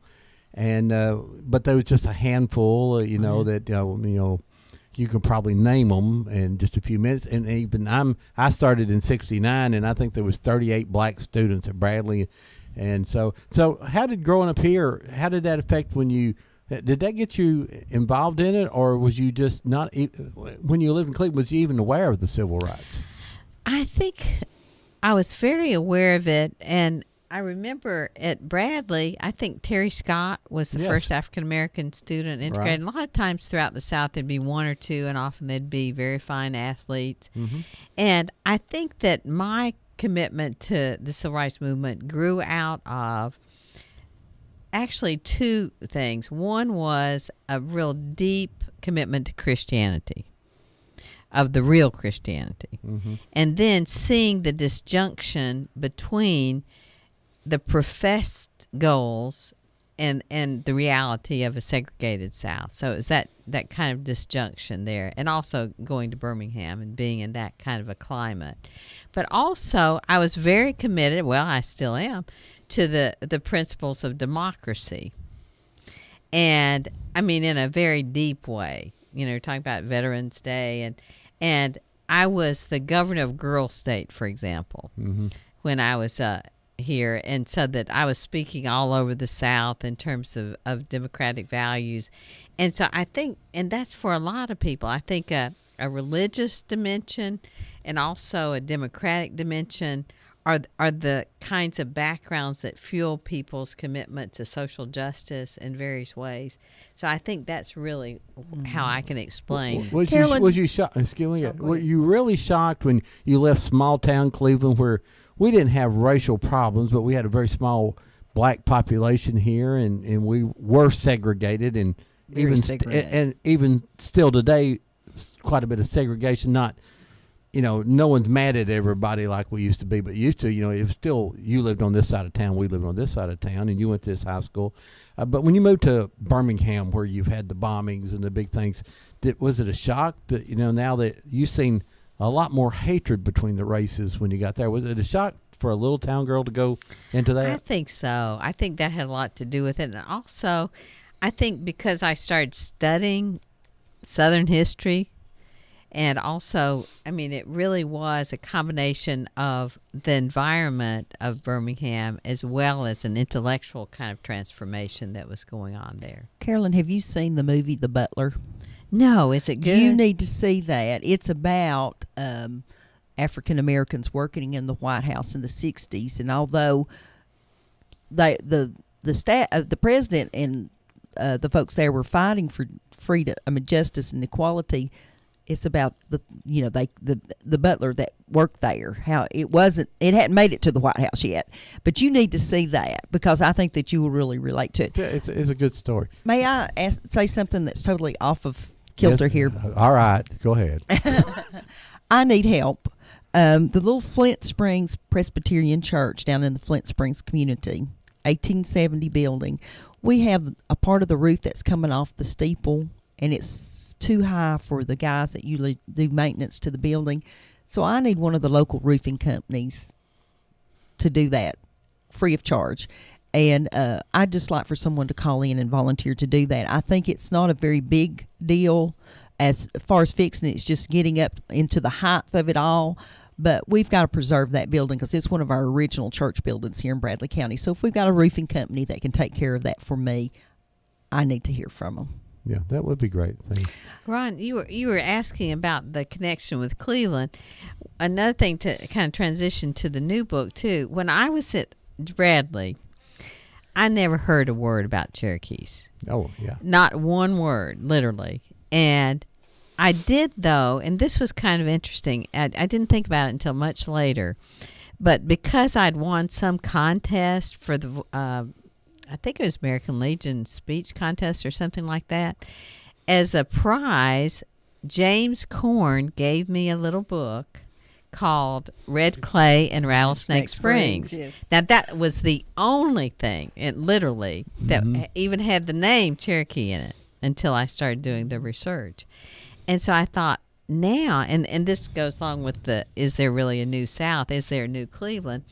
Because now there's so much more consciousness and interest in Cherokee history. And, I mean, you look around this county. I mean, right down from where my sister lives is Red Clay, where they moved the council from New Echota when they were run out of Georgia. Rattlesnake Springs, where they left on the Trail of Tears. I mean, the whole county is immersed in Cherokee history. But no one talks about it. And that's what we say that quite often on the show. That's one of the things that that probably Bradley County is one of the most historical communities in the nation that no one knows about. Charleston, Tennessee was where Fort Cass. Well, I was going to say Scott, but I knew it was wrong. Cass was there. And it wasn't a building. It was basically Fort Cass was 4 miles wide, about 12 miles long. Charleston, Tennessee, all the way down through Rattlesnake Springs, and there's not a marker there. We had a marker at one time. It's gone, but we need a marker. That's one of the back. markers I'm trying to get replaced. I would like to see us build a museum, the Trail of Tears Fort Cass Museum there in Charleston. We've got an interstate exit right there. It's at the actual site. and it's the most historical place in America that we just don't. Now the Charleston Historical Society, Charleston, Calhoun, Hiwassee, is doing an unbelievable job. They've got a little building up there. They've started a heritage center. That's great. I want to see a big museum. I think there are all kind of artifacts. We know that when TVA came through, they actually dug up some of the woodland type Indian bodies they found in mounds. They're still at McClung Library, which I'm sure if we had a secure facility, McClung would loan us our bodies back. Or and pottery and other stuff like that, shards and all that. And then another thing that would be wonderful to get involved with, these friends of mine, Dr. Mike Abram and Sue Abram, one of the organizers of this conference on Friday, would work with you very closely, I'm sure, because they have collected for the last, I'd say, 40 years, the most Cherokee art in private hands. I mean, we're talking about enough art to fill a warehouse of Cherokee artists, all kinds, pottery, paintings. And I've been talking with them, working with them on trying to get a museum for that for a long time. And they had somebody in Chattanooga give them land to build a museum. They're moving their museum from Cherokee, North Carolina to Chattanooga, Tennessee. The only thing I would really like to have seen that in Charleston, but I'll take it this close. Well, it's not committed yet. In other words, they haven't raised the funds for the building. Okay, they have the land, though. This was the Cherokee Nation, the last of the Cherokee Nation. We're sitting here, and people says, "Where was the Cherokee land?" We've heard people build things. So, well, that was Cherokee land. It says where your house is with Cherokee land. Where everything. This was all Cherokee. All Cherokee and land. People don't understand. It was a different nation. It wasn't just Cherokee. This wasn't the United States. Jim, literally was not the United States. Have you seen the sign on the Martin House? No. Okay. Well, you need to look when you go home today. Down on Dalton Pike, folks, close to the Red Hill Valley. The John Martin House is there, Judge John Martin of the Cherokee Nation. And the poor little folks that lived there thought that they were in a 1900s farmhouse until I showed up on their porch. And I had read all these 1930s and 40s articles about this house being still in existence, and then figured out it had been moved across the road, and was so excited that it had been saved. And they have been just most generous, Chris and Jerry, have to let us come in and see it, and let some of the leaders of the research nationwide come in and see it. But about a week and a half ago, they got their signs from the National Park Service. When the government opened back up, they got their sign. Wonderful. Because there was an incident at that house during the Trail of Tears. It is on. It's a place of significance on the Trail of Tears, and they have their National Park Service sign out in front of their house now. I was so excited, but it's raining the other day, so I didn't get to take a picture. What we understand is that all the Cherokee financial records were there with Judge Martin, who was the treasurer, and the Union troops seized all those financial records. They came from Charleston. Yeah. And we don't know where they are today, though. Is that right? But there was a letter from John Ross just absolutely protesting the fact that the records had been captured, and says it was in that house. So when we had the proof, the National Park Service said, "Phew." Carolyn, your book called Cherokee Voices. And Cherokee Women Voices. Voices, right. That's... of course, it's a very similar book to what Deb wrote, except hers was Confederate and yours is that. It's ironic that, but it's a collection of articles and stories. And do you have an example of something out of Bradley County or anything? Do you have any that come from this area? I do. In fact, just to give you a little bit of background, when I finished the first Cherokee book, I was working on my father's war, and about a year ago, a press called John F. Blair, called Carolyn Sikowski and said, "Would you like to do another book on Cherokee women?" And I said, "Sure."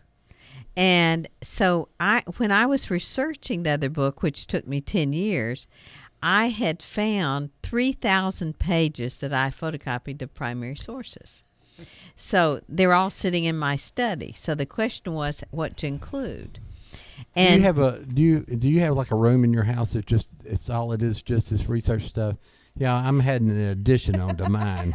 I may need an addition. It's the pretty Debbie soon. Moore Library of Congress, we call it. I think you need one like I do, probably. But your question about Bradley County, what I found, which was fascinating when I was doing the book, was that there was a woman who grew up in Cleveland whose name was Isabel Cobb. And she ended up going to Indian Territory. She became the first Cherokee woman who was a doctor. And she was living on Klingon Ridge. She was related to the Klingons. She wrote the diary about going to Candy's Creek Mission, and she would talk about going across the hill to Uncle Jack Walker's house. Exactly. Wow. See, I know her, Ron. See, she knows it. And also, I had found, in fact, when I was sitting in the Genealogical Society, History Society of the old library, I mean, they also had a letter that I didn't see any other place that was about the Trail of Tears, and it was written from this area, so that's included in the book also. And I was trying to think of other voices from Cleveland specifically that are included. I mean, there were in the chapter on the Trail of Tears, for example, one of the things I discovered in Oklahoma was the Indian Pioneer Papers. And these are absolutely amazing oral histories that were taken during the 1930s in Indian Territory. Well, it was Oklahoma then, but of very old Indians. And there were at least 3 that were on the Trail of Tears. Rebecca Nugent and some others whom I include in the book. So they were from this region, some from a little bit farther north. But since they were so young, just 3 or 4 years old, a lot of their recollections were much shorter, let's say, than the ones who were their children. But the children also had oral histories, and their mothers had told them things when they were older. And these are the most invaluable sources for it, because when you think about how do you do research on Cherokee women, for example, I mean, it's very difficult to find those records. So they're the state papers, they're the missionary papers, because the American Board of Commissioners for Foreign Missions out of Boston sent missionaries to every single Indian tribe, including the Cherokee. That's where the Red Hill Mission was, Ron. Red Clay Mission, they called it. Was out of that same board. And they kept tremendous records and diaries. But they're hard to get to. Yes. Okay, because at Harvard. I can't just Google it and look at their records. You kind of have to go there. You have to go to the Houghton Library at Harvard. Good morning, live on Old Town Cleveland. Yeah, I've gone to YouTube and to y'all's site, and I cannot find where I can see the archives. Okay. The best thing to do is to go directly to YouTube and put in Old Town Cleveland. And I pulled up some of the names of them, but I couldn't see them. And when I go to your online to Whoop, I can't see y'all talking. Oh. Can I help here? Last night I was searching again also, and as Debbie was saying, if you go to YouTube and you put in the name and then it comes up, at first you think it's not the show. There are a whole host of them on the right there, but then you hear the music and you think, well, this is not what it is. But it's the intro to it. So if you move it over or if you wait long enough, then the show are you will trying start. to see us live right now? Or are you trying to watch our archive? I'm driving right now. I had. Well, don't try. Yeah. Okay. Well, I'll try it again.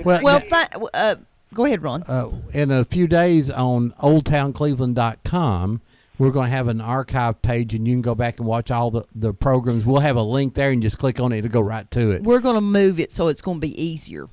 Okay. Yeah, it's kind of Okay, hard now. thank you so much. On Roof's website, unfortunately, it's hard to get to. Thank you. Thank you. And I'm glad she brought that up, because we have so many people who have asked us for a great number of years to archive those so that they can listen to them when they're at work, while they're working and those kinds of things. But we're really trying hard to get that on, because we have lots of people watching those old shows. Yeah, really do. And like I say, we have an audio recording of almost every show for the last 5 years. We're trying to get those But on too. As of March this year, they started putting them on YouTube, and we improved and got approved to do it here, and so That's been great, and we get a lot of views. I mean, it's really unbelievable. And if you had not been to our archive page, if you go to whoopfm.com, you can go to it'll say click on archives and then sit and wait. In a few minutes, Right. it will That's what I finally was saying. come up. I don't know why that link is so slow, but it is. And then when it comes up, it'll say recently loaded, and you'll see all just the Whoop sites. And then if you like that, go up and just save that site there and just bypass Whoop FM from then on and just go directly to our Whoop YouTube page. That's a good And there's idea. something on there that I wanted to, there was a fox hunt here, and 1950. and it was a southeastern fox hunt, and it was down at Blythewood Farms. Johnny Dunlap was the county mayor, and and the state of Tennessee done a travel log video. It's 27 minutes, and if you haven't seen that, it's great. And We there's a lot of understand the people watching. governor's in there. What we would Wow. like is for folks who remember some of those people, we want to try to identify them in there. And the But it's local what, dog- 28 minutes or Yeah, something? 27. The local dog won the meet, and they chased the fox. You see, they got You see pictures them of the doing a fox hunt up Mouse Creek. Oh, for Yeah, heaven's so sake. you go on YouTube, and what's the name of it, Ron? It's southeastern fox hunt or something like that. You'll see it there. And usually their little picture go with it. And Phil Newman had that, and it was made into a DVD off of an old videotape that had been made off of an old 18 millimeter movie, and he shared it with Whoop, and we appreciate him doing that. Okay, there's 16 millimeter. Don't go up to 18. Oh, sorry, 16. I got her on something. You know what I was thinking as you were mentioning that, though? It would be really exciting for people to bring their letters, their diaries, and materials, their old films out of the attics. All those materials that end up in the dumpster eventually, if children when don't know great-grandma what they are. dies and they get tired of sorting through things, That they go is in the my dumpster. weekly speech at the end of the Is show. it? Exactly. Is that the testimonial I need to give Yes, at the end? get it out from underneath there. The pictures. Get your grandfather to put their name on it. I mean, we do that every week because People bring in pictures all the time that they, well, I know this is the so-and-so family. Do you know who these people are? And I'm like, no, I don't. I do a lot of that on Facebook. I post pictures that I have no idea who it is in the picture and say, "This was." Who is I know this? this was in Cleveland. Who in the devil is it? Someone I've never gave had us a whole box full of old banner pictures that have no names on them. I mean, we're talking 1980s and 70s, but still, that was dumpster bound, and somebody grabbed onto it, and it happened to give us the box that was M's. And so we found ourselves in there, and we found Ron's dad in there, but we also found, a picture from Mullinex Lincoln Mercury that picture had gotten lost out of the family. So, and a lot of those I gave to Jenkins Deli, and they've made their new collages out of it. You're listening to Old Town Cleveland here on Whoop FM 99.9. You can go to the internet at www.whoopfm.com. You can call us here at 614-5553. We've got Carolyn Ross Johnston and Jim Hodson here. We're talking about her books, and right now we're going to talk about the Cherokee Women Voices, right? Mm-hmm. And like I say, call us here. If you have any questions, on Facebook, everybody kept saying this, does she know anything about this person? Does she know anything about this person? And I said, I have no idea. We don't know. But, just because you wrote a book about it don't mean you know about every Cherokee name here. But it's good if you have stories about your Cherokee family. We'd love for you to call and tell us that. I remember so well when you wrote Cherokee Women in Crisis. That was such an eye-opening presentation that you gave down at the museum when you talked about this, because you don't realize that when the Cherokee Nation was still intact on this side of the United States, the women were they were very high-ranking officials they ruled the roost. And Just like it is today. Yeah. And I mean, you married when you married a woman, you moved in with her family, and if there was if you got a divorce, well, then you moved out, kind of thing. And the women raised the children, they grew the crops, they did all those things, and especially the removal removed a lot of their rights. They became second-class citizens in just a period of a couple of decades. And it was really an interesting read and a really interesting presentation. Now, when you did the New Voices book, how does it differ from the Women in Crisis, do you think? The reason I think that they're companion books is that this is a book of primary sources. And so that a lot of the people who appear in the other book, I'm able to have their own testimonies, their own oral histories, their own letters, diaries, so that it's a way in which you have them speak for themselves. I mean, the other book is a historical analysis, and it covers from the period really roughly that I'm covering here, but this is the in-depth primary source. And I think that's so valuable because to be able, when I was writing this other book, I could, for example, touch on, let's say, John Ross and Mary Stapler Ross and the Wadey family, Stan Wadey and Sarah. But in this book, then, I'm actually able to have their letters to one another during the Civil War. And, of course, one's on one side, one's on the other side of the conflict. Or, for example, in the Cherokee Seminary for the young girls who were being educated there, I can include here their newspaper articles, their poetry. I mean, the sort of thing you can't do in a book that's covering such a wide period of time. So it's really the difference between the primary source and the other. It's a way to let them tell their own stories. So if anybody has real true Cherokee interest or Cherokee heritage, these two books would be tremendous to have in your collection there. Well, it helps you understand the culture. And I think the letters and those firsthand comments, any of us can sit down and write a book about our opinions of it, but when you got those sources there, I was going to say that I'm about to finish my book, but my blue crayon broke. No, I've been writing a novel for about 17 years, and one of the days I'm going to start again. The problem is I started one day and didn't do it for anything. But give us one example of a story in there that just tore at your heart and said, and just talked about, really give the Cherokee story. I mean, if you had one story you could share with people, do you have that one?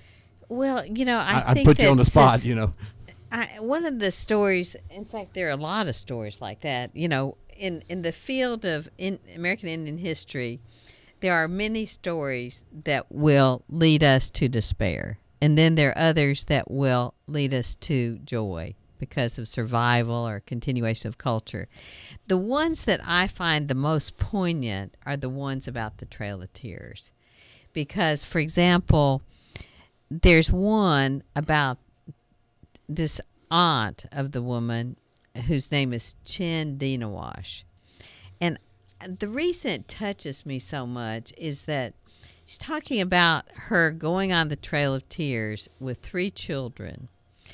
And during the course of the time that she's on the Trail of Tears, all of the children die. So here she is, and they walked the 800 miles to Oklahoma, or to Indian Territory. You see the kind of representation of the wagons on. They had wagons, they had supplies in there, and some of the elderly and the very young were there, but for the most part, they walked. So here she is, she's walking, she's got one child on her back, one child in her hand, holding the child's hand, one in her arms. Every single one of them dies. And it talks about her digging a very shallow grave right by the side of the road and then going right on. And then there's another one, and this comes out of one of the diaries of one of the missionaries, of this mother who had just given birth to this child. There were, in fact, 69 newborns actually made it to Indian Territory, but there are a lot who died. In fact, they think at least a fourth of the tribe died, either before, during, or after the Trail of Tears. But this other one I just can't forget about this story ever, because there's this mother who's had the child, they're being driven on. In the very beginning, the soldiers drove them, and then the tribe managed to do the removal themselves, organize the removal after the first detachments left. This when the soldiers were still driving them.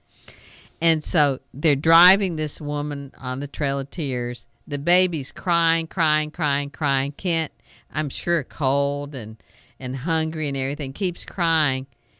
The soldier gets that child and dashes its head against a tree. I mean, I just can't get that image out of my mind. And so, we're talking about a real depth of suffering here. We talk about the Trail of Tears, but when it comes down to the actual experiences, whether they were out here in Rattlesnake Springs, being subject to terrible conditions and all the disease, or whether they're on the trail or having to start over in Indian Territory, with just what they can bring with them. And so from that point of view, it's a great deal of lamentation and real suffering. And then on the other side, what I think about is some of the words in here by Joyce Dugan and Wilma Mankiller, who become chiefs in the 1990s, and as David was talking about, when the Europeans encountered the Cherokees, the women had tremendous power. They had equality with the men. In fact, the American women had to wait over 100 more years to have the same equality as the Cherokee women did in the 16th century. So from that point of view, there's just a tremendous sense of resilience there. And I was just at the Museum of the American Indian in Washington, and one of the things that the Native people wanted to do in that museum was to say, we are still here. That's what I hear a lot. When I went to the National Trail of Tears meeting this year, they said, well, that was all horrible. The removal was horrible, but look what survivors we are. Mm-hmm. We've done this and we've done this and we've educated our children and we've done all these wonderful things. And it's always really refreshing to me to hear them talk about being the survivor. Yeah, and I think, too, that the one thing that the removal did, too, is it just destroyed genealogy. Oh, my gosh. Which is probably the least of the problems, but you have... you had children that their parents died on the trail, and then they were just kind of went to live with strangers, as you would take in a child that was, parentless, and they don't know who they belong to, and you can't trail some of the folks. The museum that I dream of having here I would think would have a research center in there where people come in and, there are great records in the Cherokee Nation, and then and get those copies. And I understand there's still stuff in Washington that they get to go through and find new stuff all the time. Jim, you live down in the heart of where Red Cherokee Clay land. is, and down Blue Springs Valley, John Ross, and all that. I mean, do you have any stories or from her book or anything that you want to talk to her about? Well, I haven't read this book. Okay, but certainly I do have an interest in the Cherokee history because, particularly after taking the Cherokee Nation's Cherokee History course. We offered that here in 2010. As a matter of fact, I talked with Julia Coates at the Trail of Tears meeting, and she showed an interest in coming back to this area. So I may have to arrange another one. But I tell people all the time that after taking that course and getting a fuller understanding, because like you said, in high school we heard very little about Cherokee history. We heard that was the McMinn County football team. Yeah, that's about it. That was, yeah. But certainly after taking that course, I tell people all the time that now you almost feel like you're living in someone else's house after all the repeated treaties that were just cast aside whenever it was convenient for the white people, and but you really get a deeper understanding, and of course the removal and the vote to accept removal caused a lot of issues in the Cherokee Nation, and there are good arguments on both sides that they should not or have agreed, but I think that's really what preserved the culture. Right. The You're Cherokees right. take the stance, if they had stayed here, they would have just blended in. Assimilated. And that was some of that. We're survivors, and we still have our culture. They would have been murdered, I think. George was a prime example. Just It's the only time, I think, in the history that the president did not enforce a Supreme Court ruling. Exactly. And he just let Georgia continue to take over their land and drove them in here to where we are, and just sort of they huddled here down at Red Clay, which was right across the Georgia line, basically why Red Clay became the council ground. And you know, every single time I drive through Atlanta and I see the gold dome on the Capitol, I remember the discovery at Dahlonega, which really sealed their fate also. Because that was the last drop, really, I think, in terms of removal being inevitable. In your book, does Dr. Butler and Evan Jones come into the book at all? They do, and you know, it's very interesting. But one of the things I did when I was researching this book was to go through those papers you were talking about at the Houghton Library at Harvard, and I was the last person to get to handle them.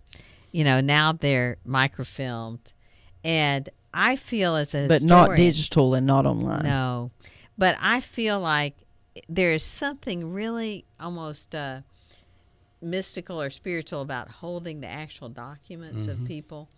And so I'm sorry future historians won't be able to have that experience, but they're very fragile.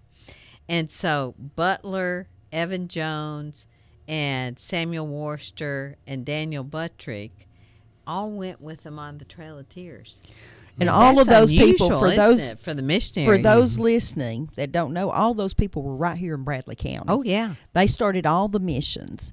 And Foreman. Evans's daughter was down at the Red Clay mission, and there's letters from her that talk about what they were taking in school. We have a caller.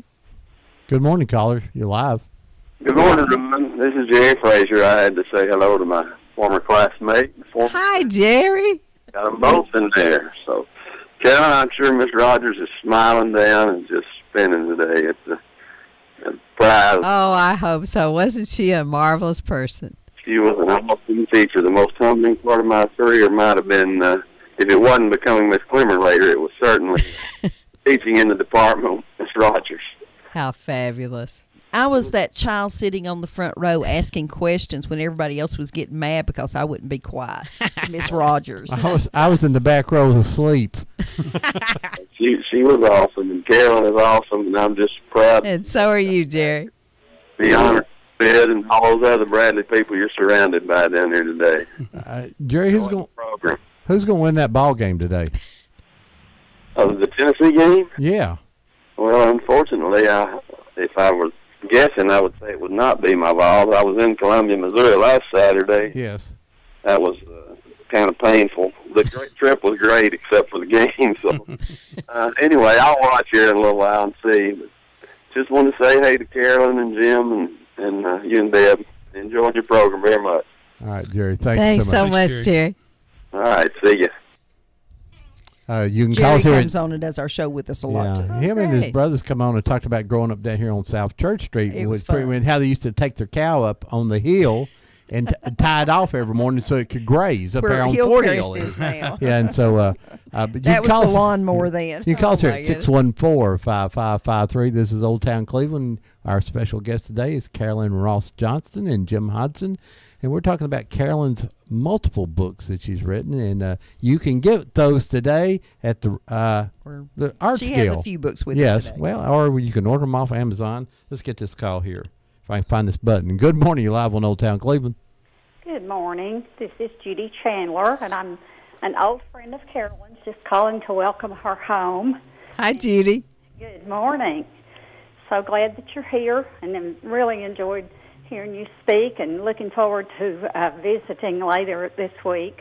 And wonderful. I want to thank Ron and Debbie for having you on. You're a treasure. I've been trying to get her here for 2 years, but every time she comes to Cleveland, she's booked from Your the day name was brought up to be a guest here, too.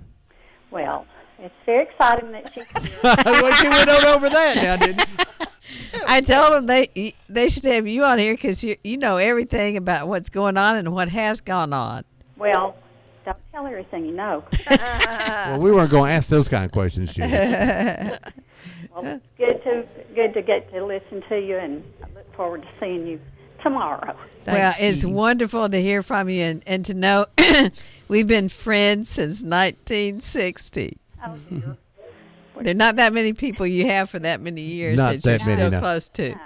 No, that's for sure. But it's a special friendship, the three of us, including Miss Janice Shelton Norton, that's probably not even listening to us this morning. But anyway, I'll talk to you soon. Thank you, Jeannie. Thanks for calling. Bye-bye, Judy.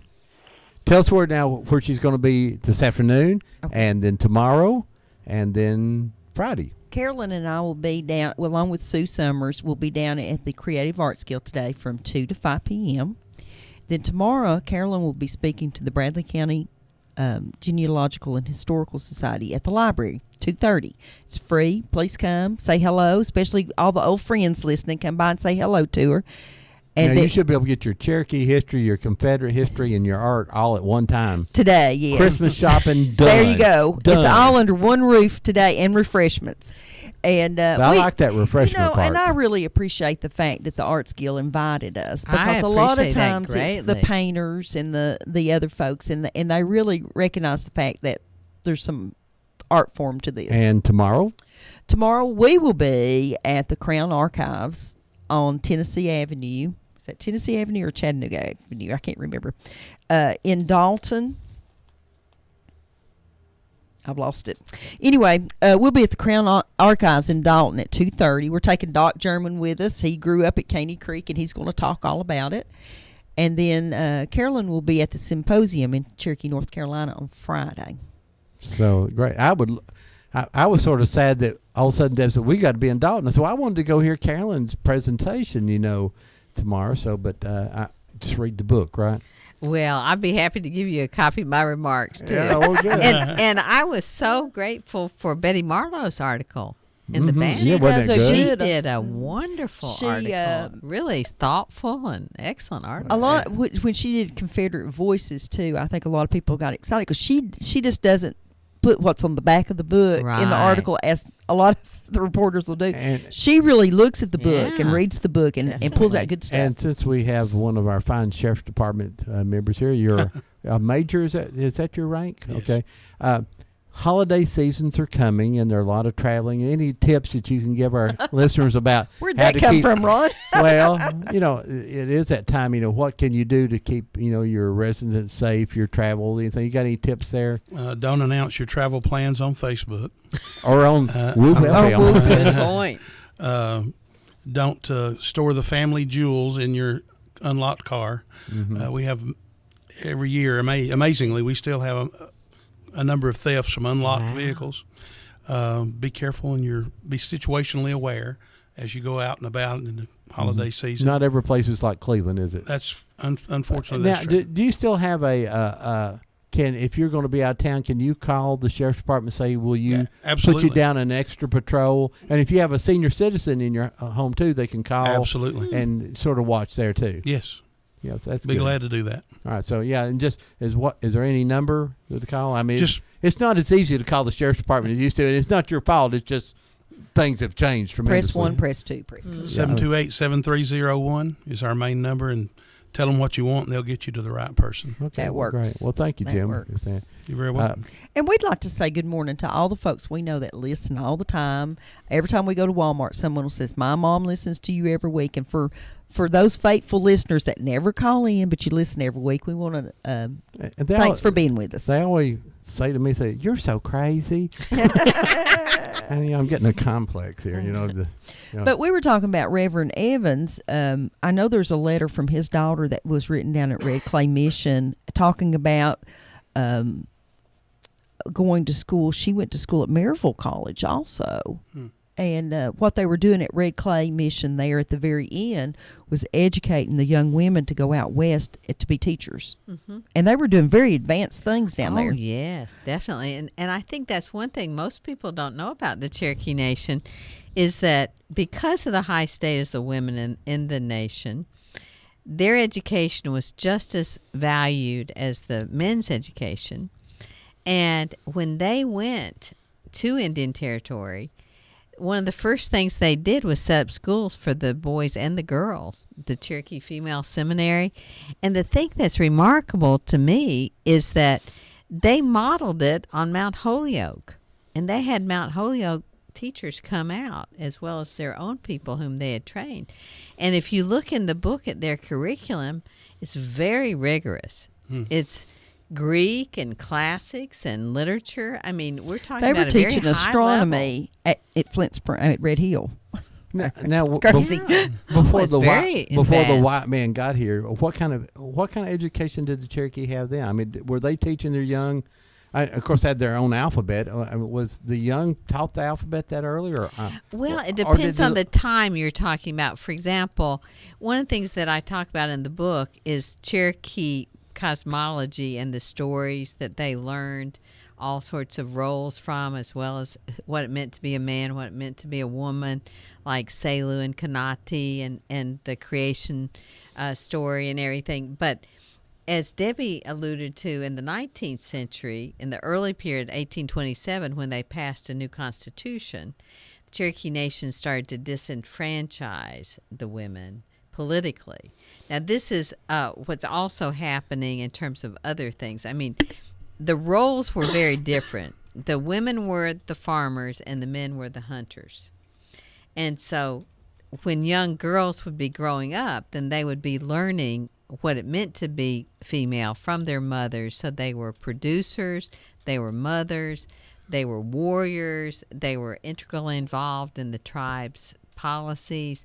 However, you wouldn't have had the Western kind of education that you do beginning in the 19th century, but they still saw it as very important that they be educated in the culture. So that would be part of the answer to that. But I think that once you had Sequoyah develop the syllabary, and they were the first Indian nation to develop a written language. Within a month, the entire tribe was literate. So, I mean, they were publishing down in New Echota in the early 19th century English and Cherokee newspapers. And so the men and the women understood that language and could write in it and speak, of course. And so that's pretty strange for American Indian. It is very unusual. And in fact, the Cherokee Nation was the first to have an app on the iPhone to teach Cherokee. All right. Well, they got down I'm not kidding. in the Eastern Band that there was just a few of the old 80-year-olds that could still speak the native language, and somebody went, there's a problem here. And probably 15 years ago, you think, maybe a little bit longer, they decided that they were going to revive the language. Well, they didn't start with people my age. They started with the preschoolers, which is the smart They place to still stay. do. And now it's kind of a North Carolina. bilingual school, and they teach their own history along with American history, but they teach their own history, the Pre-American history. Pre-American history. Well, I always talk about The American history. the victor always gets to tell the story, and that was one of my reasons for doing Confederate Voices, is that their story needed to be told not through their own viewpoint, and that's why I wrote Confederate Voices. But it's interesting study just to look at how it all came to be.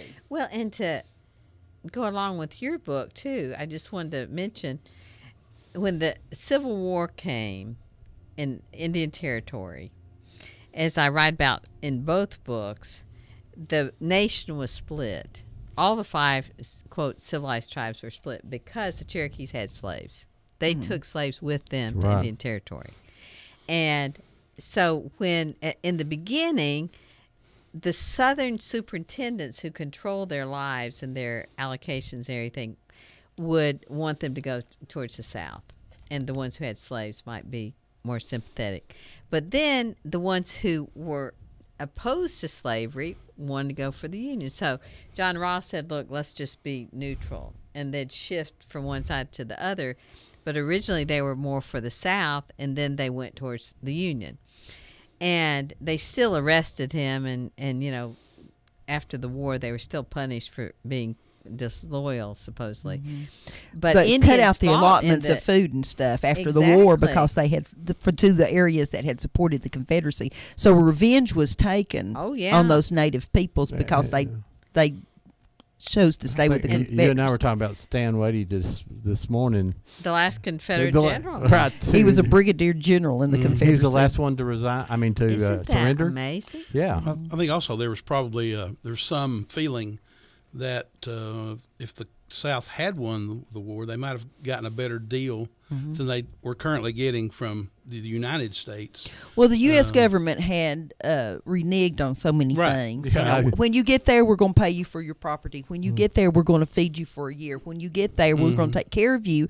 Well, when they got there wasn't much of anything. And I think when Ron asked you what stories in your book moved you the most, I think the most moved I ever was a presentation that I saw with some girl just standing by a little piece of cardboard that had a few pictures on it. But she had put together what an allotment of food would look like for a mom and 3 kids every day. And it was basically a chunk of bacon and some cornmeal. And that's what that mom had to feed her kids on the trail. While you're moving, you know, you were going to have to feed your family with those provisions. And I'm thinking that is so sad. That's what we call SNAP today. Yes. The supplemental nutritional. Right. Matter of fact, the mayor down in Chattanooga is trying to live on $4.26 a day. He's trying to eat on $4.26 a day, and not having a lot of luck. He said you can't eat very healthy. No. You can get a lot of dollar menu bill, but fresh fruits. A lot of calories, but no fresh fruits and vegetables cost a lot of money. You know, but that was just very moving for me as a mom to see that chunk of. I mean, it was a chunk of bacon. Well, I know you wrote about the Bell Route and where they have to stop and buy fodder and different things for the horses and everything, and it sounded like they spent more money on the horses. Food and things than they did for the well, the Cherokees that in the Bell Route were moving themselves, and it was kind of like the Confederate soldiers. They owned their own horses. Now the U.S. Army basically most of the time it was a U.S. horse that they had, and so I don't think they took quite as good care of their horses. But I think the Cherokees realized that the way we're going to get there safely is to go with the Bell Route was a different group of people. They were pro-treaty. Right. They just didn't like Ross. That's a good point. Yeah. And so they moved themselves. But you bring up a really important point, too, about the sweep of the history. And that is, if you think about from removal all the way through the Civil War and then to allotment, then you have the kind of statehood in 1907. But there are really radical transformations within the tribe through this period. And the devastation of the Civil War, but also the Dawes Act, which was the next way in which they dispossessed the Cherokee people. It just kept coming. And it really was dramatic because before the Dawes Act and the allotment and the Curtis Act, the Cherokees held all their property in common. So there weren't any who were really impoverished. And so afterwards, this really devastated family relationships and upset gender relationships as well. So that when you see, I mean, when you were talking about the Cherokees saying we survived, and indeed, you know, you have over 300,000 Cherokees in Oklahoma, and you have 13,000 in North Carolina, as well as others in the rest of the country. And they have survived and prevailed beautifully, but it's a remarkable story when you think about what they went through. And I don't know if Jim thought the same thing, but in my little pea brain, I still thought that they owned common property out west until I took the Cherokee history course. And in the early 1900s, I believe it was, is that they kind of deeded off the property to individual people. Yeah, and then there it went. They sold it and stuff. And so then all of a sudden they were homeless, or they had people that had a lot of wealth and people that had no wealth. Or you were given property that was practically worthless. I mean, they just divided up so much acreage, and your acreage might be it might not all be together. You might own or not have water. That was what I found interesting too, and I think that Dr. Coates talked about that in the Cherokee history course. Is that they give you 16 acres, but 3 acres of it was over here and 2 acres was over here and 8 acres was over here, and you Right. it might not be farmable because it was spread out. I remember as a young man going up through the Smokies and going through Cherokee, and you'd seen a lot of poverty among the Cherokee Nation up there. It was very, very, very impoverished. And It's come around. well, here. they got a casino now. They have a casino now. Well, now they've done It's really revenge. good stuff with that casino. That's the Cherokee Revenge. Cherokee Revenge. We'll Casino. take your money now. But They'll even take those $20 bills. Yeah, It's got with that picture of Jackson. that Exactly. Andrew Jackson. They'll take it. They'll get them 2 10s for it. my but- goodness, folks, this 2 hours has just whirled by. I really expected to look at the clock and it'd be I wanna ask 30 Carolyn- minutes ago. Carolyn, I'll ask you one last question here before we leave. It says, what does the Cherokees themselves think about your books? I'll find out this week. Oh, okay. In fact, I have heard from some, and they were positive about it, but it reminds me about 20 years ago when I finished this other book, I went to Cherokee to give a talk about Cherokee women. It was a symposium on Cherokee women that Bill Anderson from Western Carolina had planned and everything, and Theda Purdue, who's just a wonderful This is the historian. cover of her book that happens to be up on the It's background. a fabulous book about Cherokee women. And she was there, and Raina Green was there, and a whole lot of wonderful scholars. And I gave a paper, and I fortunately, it was well received. But one of the things that I remember about it is that I was sitting behind this long, long row of Cherokee women who were from the nation up there. And I'd be listening to the scholars, and then I'd be listening to their commentary, and everything. And I'd hear them just laugh, or giggle and everything. And I thought, they know the story, and I was always trying to figure out how close our analysis was to their own lived experience. And as I say in the book, and I feel very sincerely, I hope that we always listen to the voices of Cherokee women. Very good. And that's a great finishing line. And I always like to tell people who researching Cherokee history, and we've all grown up here, and my family's 1/6 or 1/16. I've heard all that stuff, and that may be absolutely true, but there is no Cherokee Indian princesses. There was no royalty in the Cherokee. They had elected officials, a chief. But that's just what your grandma The always chief said. is sort of like a mayor. Really, it wasn't. Jack Walker. There was a chief. Yes, a principal chief, but he was like elected more than it wasn't the royalty passed down for years. Let me take this one last call. Good morning, live on Old Town Cleveland. Hi. How much longer is on this thing that's going on the radio right now? We're getting ready to leave right now. That's what I thought. Did you all discuss Nancy Ward's grave? No, you want to say anything about it? Well, I've been to it, but you probably know more about it than anybody. Tell us what you know. Just as it exists up on the hill. My grandparents own the land right there by the river. Oh, okay. The old, it was John and Charity King. Now, little store there. Yeah. Yeah, that's my grandparents' home. Let me ask you a question. There's some people says that's not necessarily where she was buried, but it's a monument now. What do you think about that? What have you heard about that? Honestly, I have no idea. I always thought she was buried there. That's what my mom told me. Well, the story I hear is that when they put that monument there in the 1930s or whatever it was, her grandson that was then in his 90s had been there when she was buried when he was 4 years old. And to the best of his recollection, that was the spot. And to me, it really doesn't matter. We know that she's buried there on the farm somewhere, and that looks like a logical place for her to be buried, that you would bury her up above the ability of the water to get to her and that kinds of things. But it's a really nice monument. I do hate that the new road passed it by. Well, the new road, the old road is still there. I mean, that's... I mean, you can still get to it, but you can't just necessarily see it. But then again, I understand all the reasons that they had to reroute the road. I've seen an old picture of them when they first put the grave up, and there's not many trees there, and there are two little girls standing there. And behind it, there's a little white house or store building. Do you know what that was?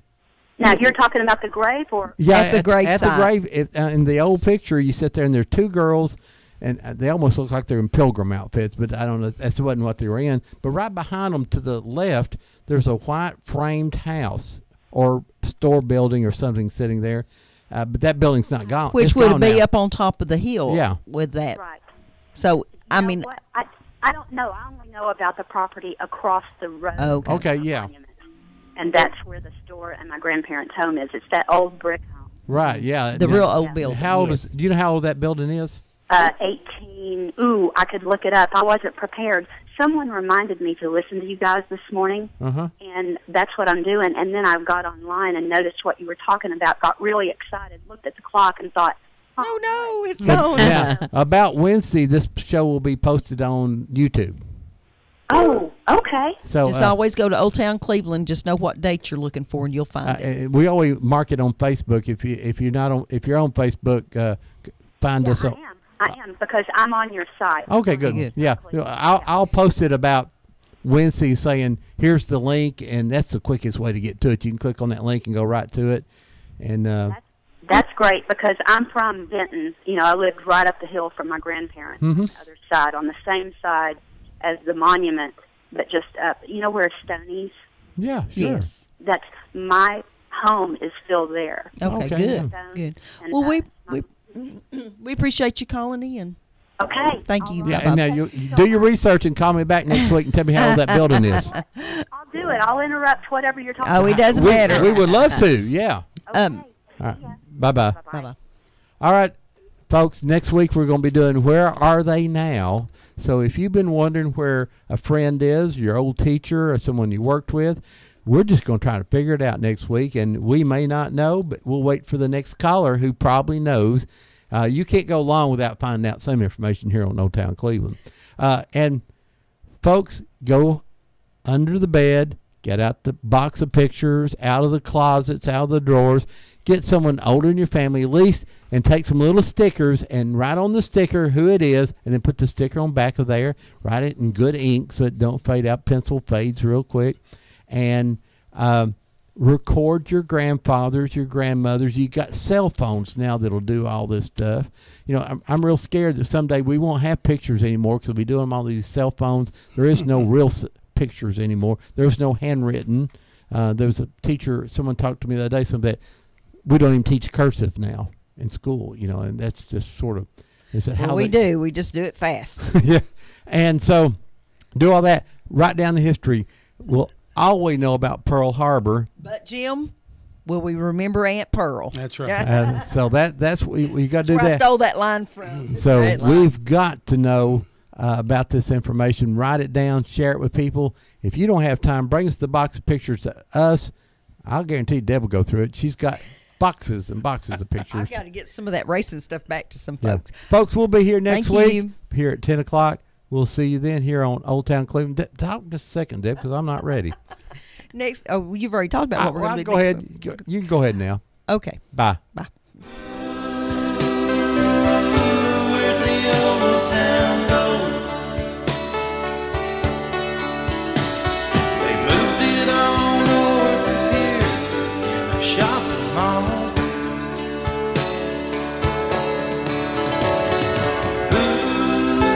Ooh, where'd the old town go? Did my hometown get old, or just me?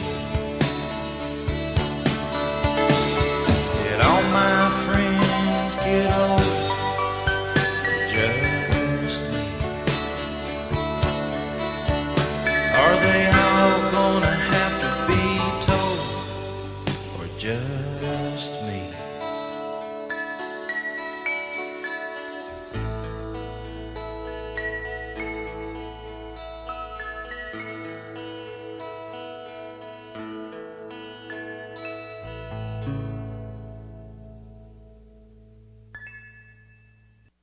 You are listening to WOOP-LP, Cleveland, Tennessee. WOOP FM is a broadcasting service of the Traditional Music Resource Center, and we play America's original music. Check into cash. To get the most money, turn your car